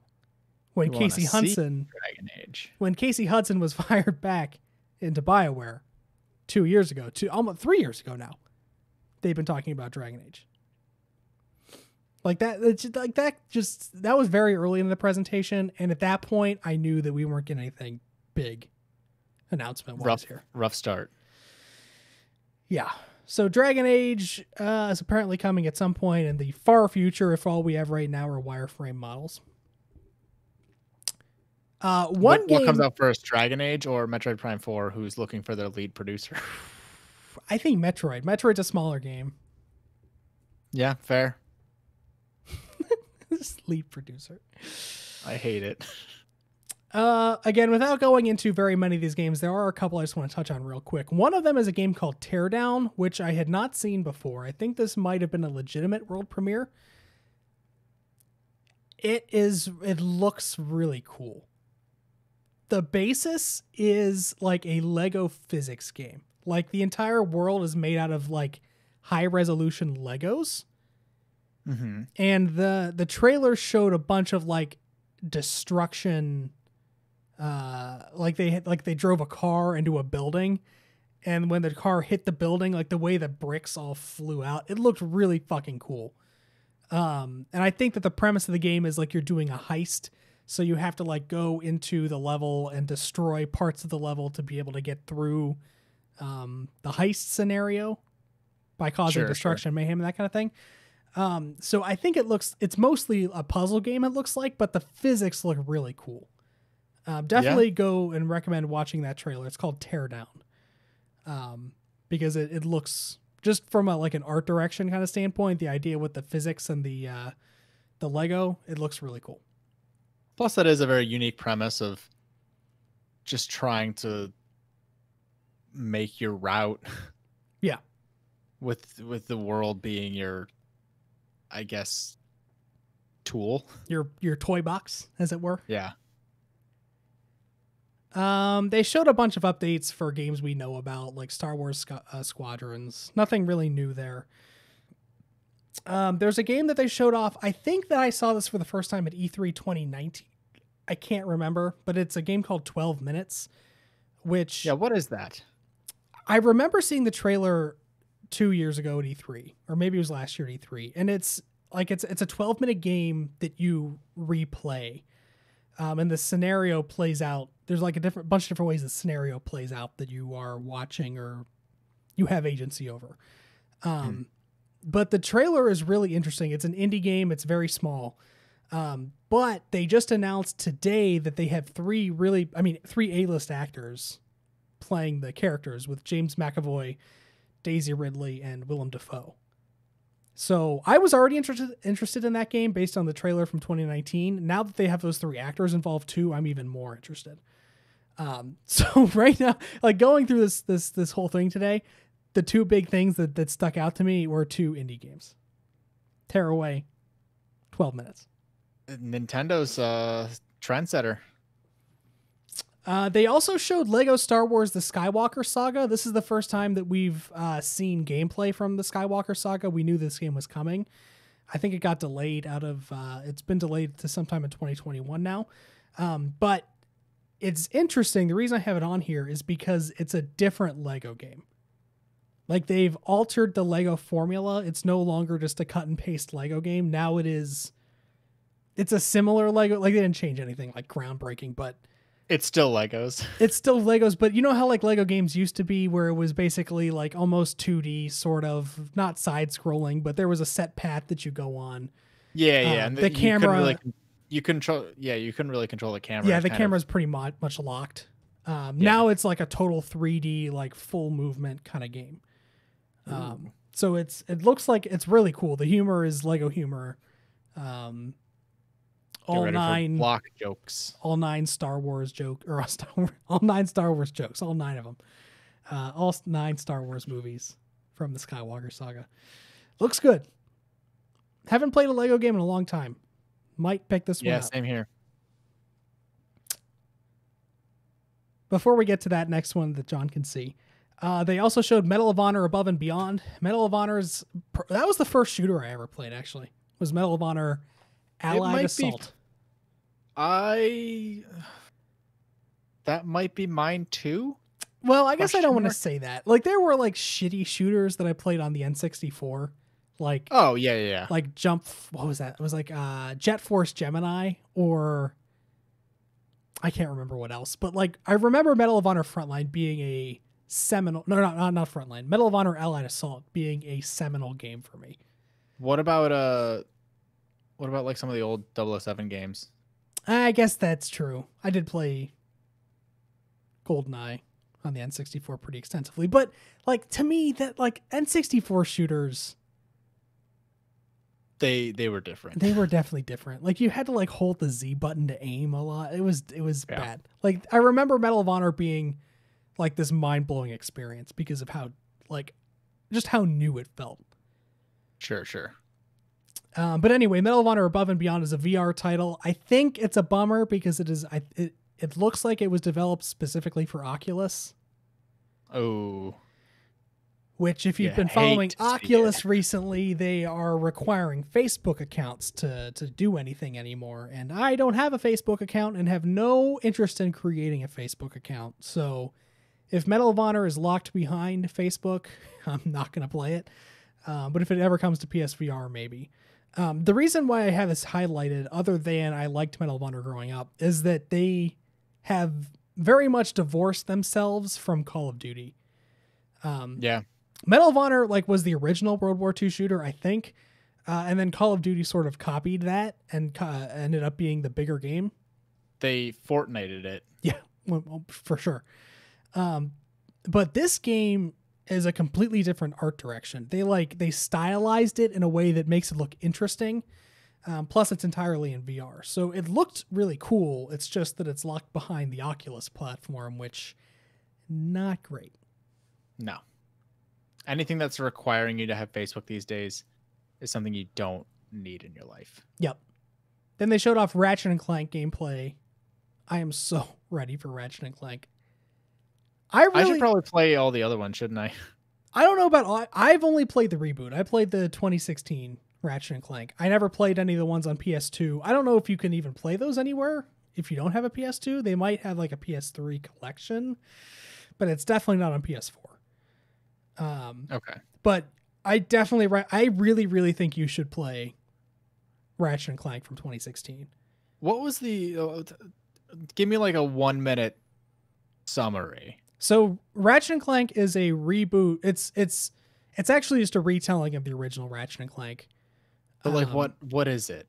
What so- is Ratchet and Clank? So As somebody who didn't have a PlayStation growing up, So it's a mascot platformer. You play as Ratchet, who is he's a cat looking. He's a creature called a Lombax. He's a cat looking creature that idolizes this superhero who's basically like he's kind of like the organization he belongs to is sort of like a super police organization, kind of, where they like take on super villains, I guess. And he idolizes. So he looks up to the Justice League if they had made the movies in the right order. Sure. Right. He looks up to this guy called Captain Quark. And Ratchet ends up like becoming part of their organization by accident. He meets Clank, who's this little robot guy, and he sits on his back and gives him like a helicopter. Anyway, a duo basically sort of modeled off of like Jak and Daxter, where it's like you have the main character and then a side character that's with you all the time. Or Banjo and Kazooie would actually be the prototypical version of this game. Whenever you said he sits on his back and becomes a helicopter, I was like, that sounds like that's Banjo Kazooie. Yeah. Bear and Bird, I know. Banjo and Kazooie, Jak and Daxter, Ratchet and Clank. But the best part about the game is how beautiful it looks. The 2016 game is stunning. The environments are fun. It's a different mascot platformer because it relies on gunplay. There's a lot of guns. Like the guns are ridiculous too. Like there's a grenade that makes everybody dance and do disco. Oh, tight. But yeah, it's like ridiculous guns, 3D action platforming and combat. There's a lot of like movement stuff with like grinding on these rails that go around. It's just a lot of fun. It's, for me, somebody that does not like platformers, and you know that I don't like platformers. Yeah, I really like the game. Platformers. So if you're trying to sell the game, then yeah, I think I have no choice. Right. Yeah. A lot of people diss the PS4 because they think that Sony. I hear a lot of people say that Sony lost their roots and that like the only games that Sony puts out nowadays are like The Last of Us gritty, dark adventure games. Yeah, and that I saw some stuff where they posted like 4 screenshots of different games, but it almost looked like the same game. If you had taken out, the entire plot of the game. Just take out the most important stuff. Just visually, they all look the same. They're all the same game, basically. God of War, The Last of Us. Hyper realistic. Same game. Yeah. Yep. So a lot of people, I've seen people say that they lost their heart. They're a one-trick pony now. And then I point them to like Ratchet and Clank or Dreams or Little Big Planet, and it's like no, or Astrobot Rescue Mission. Like they have the heart. This is still a game that is available on the PlayStation for you to play. You're just choosing to ignore it. It's not there to make your point. But Ratchet is a game that I think everybody should play because it's literally one of like 3 platformers that I legitimately like as a gamer that does not like platformers. That is a tough title to claim. And Ratchet and Clank Rift Apart, to get back to the topic, looks like more of everything that I want. It is so stunning. The ray tracing is like, I don't really think I really understood what ray tracing was. I get the idea behind it. Like you make light move better. The game looks so beautiful, and to be able to do the things that they're talking about with the SSD and load into levels instantly, so you can basically move from planet to planet and universe to universe within a millisecond of each other, is going to be really cool. Yeah, that's pretty appealing. So Ratchet and Clank Rift Apart looked awesome. They actually showed a lot of gameplay. It wasn't just a trailer. They showed a long gameplay segment. Looks really fun. Okay. Last thing from Gamescom is Fall Guys. We get season 2 of Fall Guys. And it's everything that I wanted. Yes. I was really curious to see what Fall Guys season 2 was going to look like. I didn't know if they were going to go like the, you know, the Fortnite route, at least for the first couple of seasons where they didn't have new content really, or maybe they added one or two new things, but it was largely just like the first season recycled over again. That's not what they're doing. Basically, completely new slate of games, completely new like theme. It's all fantasy themed. It's like medieval characters with knights and dragons and wizards and stuff. Maybe some like base at the base of the game, it's still the same, but in like a new place at the very least. Some of it's like newly skinned, or the level layout is different. I think some of the game types, you're right, carry over. I saw like the ring level come in at one point. Yes, I saw that's the one that I saw specifically. I saw Hoopsie Daisy. Yeah. In a very different place. Yeah, different setting, different obstacles, and different layout of the map. But that's really awesome to see that in 2 months they are putting out a new season of all new game types. Or maybe not all new game types, but all new courses. They're definitely new courses. So that's 100% what I want. And if they continue, I don't think that they can keep that up every 2 months. I don't think that they can put out. That'd be too much. They would burn themselves out, I'm sure. Right. Like they could try, but at some point it would lose the magic. But if this is what they're going for, and if this is like what the level of support I can expect going forward is, I think this is a game that I'm going to play for a long time. You'll come back every 2 months, play for like 2 weeks. Yep. Yeah, same here. And some of those costumes look good. I want them. It's like I'm really excited to play like fresh game types again. Like I'm I think level 32 right now. I want to get to 40 before the end of this season, which I think has another month or so left. Yeah, it's upper 30s in the number of days left. But like I know the courses now. Like I know exactly what to do on every single one. And if it wasn't for everybody else around me, I would finish like pretty quickly on all of them. That's like I think we were streaming when we talked about it, but you could get every single, like the most professional gamer can still get royally screwed purely because of A, some of the physics in the game, and B, all of the people. Yeah. The people are the biggest hang up right now. Oh yeah. You could be winning a race and doing just fine, and then all of a sudden somebody grabs you right before a jump. All right, sorry, zip you back to the last checkpoint. We'll see if you qualify. That, or just like the other player makes a mistake and they cause a huge issue. Yeah, like it's like a car accident. It's like in the what's the one with all the spinners? The whirligig? Yeah.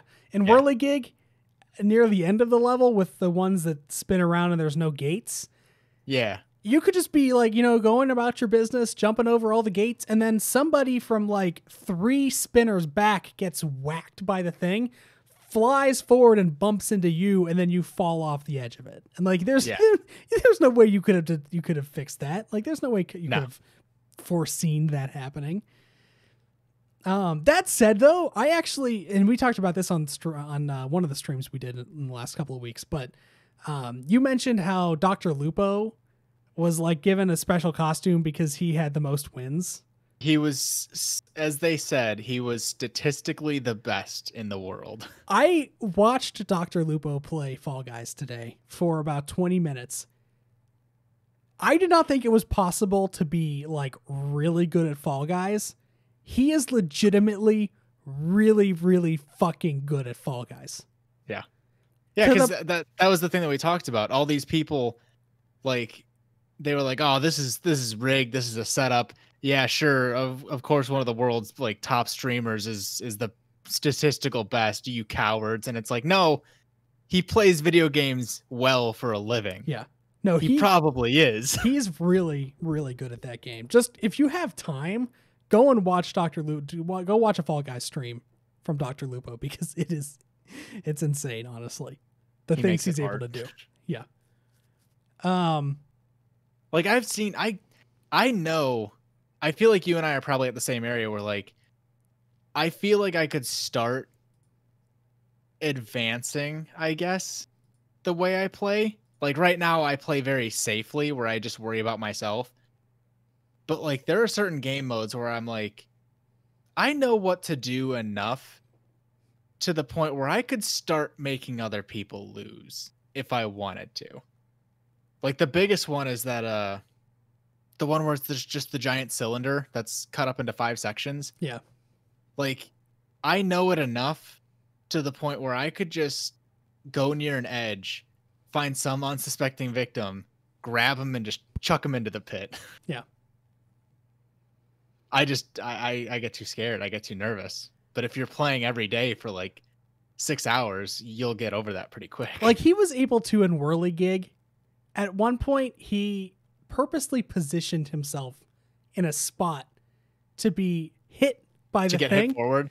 And he would he flew literally from the spot into the finish line. He finished. I've done that on the starting area where there are the gates and you can't get yeeted off. Mm-hmm. But like I've done that where like people would get hit past me and I'd be like, all right, I'm doing this perfectly, but they're ahead of me. So clearly I need to try this new strategy. The run that I watched him do today, and he won the crown, was 2 races, which he placed first in both races. He placed first in a race, first in a race. Then it was what was it? It was actually, no, it was 3 races. It was Whirligig, then it was the gate crash one. Then it was Slime Climb. Came in first in Slime Climb, so we went first. Then he did then it would be the final, right? No, Slime Climb there were like 19 people that finished somehow. Wow. They did I guess it was 18 because they did Fall Ball. He scored like I think he scored 18 goals in Fall Ball, and then he placed first in Hexagon. He had all gold medals at the end because he placed first in everything. It was incredible. God, how many kudos, how much experience? Oh no, he was already at level 40, and once you reach level 40, you don't get any more experience. It just walks to the top. But it was insane to watch. It's really crazy to watch someone that's legitimately good at Fall Guys, because I thought it wasn't possible, but it is. Yeah, it is if you play video games literally as a profession. Yep. Okay, we're going long, so let's get to this last thing real quick. I promised a good friend of the show that we would talk about this because Microsoft Flight Simulator came out a couple weeks ago, and it is big deal. It is a big deal. It's the best reviewed Xbox game in a very long time. I think since Halo 3 or something. One of the best Xbox Studios games in a long time. However, we're not going to talk about Microsoft's Flight Simulator because there is an even better flight simulator out there, you guys. Or it's going to be soon. This article comes from Polygon.com. Nicole Carpenter writes, "Airplane mode is Microsoft Flight Simulator for the rest of us." Sure, Microsoft Flight Simulator is cool, but do you know how hard it is to fly an airplane? Even a virtual one. I do. Even with a flying lesson from Polygon's flight sim expert Charlie Hall, I had not managed to land a plane without terrifying all the passengers on board. It's probably not a great look for your captain, that's me, to experience alarmingly disorienting motion sickness throughout the flight sim either. For now, I will continue playing Microsoft's Flight Simulator Airplanes. Dramamine on deck, but I will consider retiring when AMC Games' Airplane mode is released this fall on Windows, PC, and Mac. Airplane mode, which was announced by AMC in 2019, is described as the most realistic flight simulator ever created. And that sounds about right. Microsoft Flight Simulator is pretty dang realistic, but only if I actually had the skills to fly an airplane. Where I really belong is in economy class, eating a horrifying plane meal and watching in-flight television, and that's exactly what you'll be able to do in airplane mode. For an excruciatingly long flight across the Atlantic Ocean. Specifically, we'll be flying 6 hours from New York's John F. Kennedy International Airport to the Reykjavik Airport, or on a shorter 2-hour flight from JFK to Nova Scotia's Halifax Stanfield International Airport. There are snacks and a meal service, a carry-on bag to dig through to find your book and pen, a reading light, a safety video produced by IFC, maybe a crying baby off of Wi-Fi, or a crying baby. Those are randomized, according to Airplane Mode Steam page. Realistically, I'll never have to decide at which angle to approach the runway, or realistically, I'll never have to decide at which angle to approach the airport runway. But whenever we're able to fly again, I am likely to worry about whether or not the person behind me will hate me for reclining my seat. Ah, I miss flying. Airplane mode is, I'm calling this right now. I'm not calling it. I'm stating it as a fact. Airplane mode is going to be an extra life goal for us this year. If we raise X amount of dollars, I don't know what that threshold is yet, but if we raise a certain amount of money, we are going to live stream airplane mode. We're going to do the 6-hour flight. Is it really 6 hours? It's a 6-hour. Yeah, it's a 6-hour game. Oh my it's a God. I thought that was just like them saying, "Oh Jesus." Yes, it's a 6-hour flight of us sitting on an airplane flying from JFK to how do you pronounce that? Reykjavik? I always called it Reykjavik, Reykjavik? but I don't know. Airplane My mode. Icelandic is not top notch, so 6-hour fake plane flight.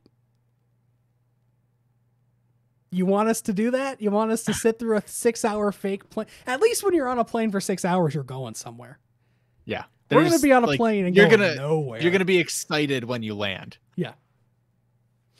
So we have that to look forward to. If you want us to play airplane mode, donate to our Extra Life campaign. Not live yet, but it will be soon because Extra Life is less than 3 months away. Going to be a little bit different this year. We gotta figure out some ways to. Man, we got to do so much shit. It's this year. We had so many goals that we hit last year, and like then COVID happened. And we have plans. Like all of this is very doable, but it's not really anymore. Yeah. How the hell are we supposed to do a cooking kind of like we were gonna do a cooking video. We were gonna do a cooking thing.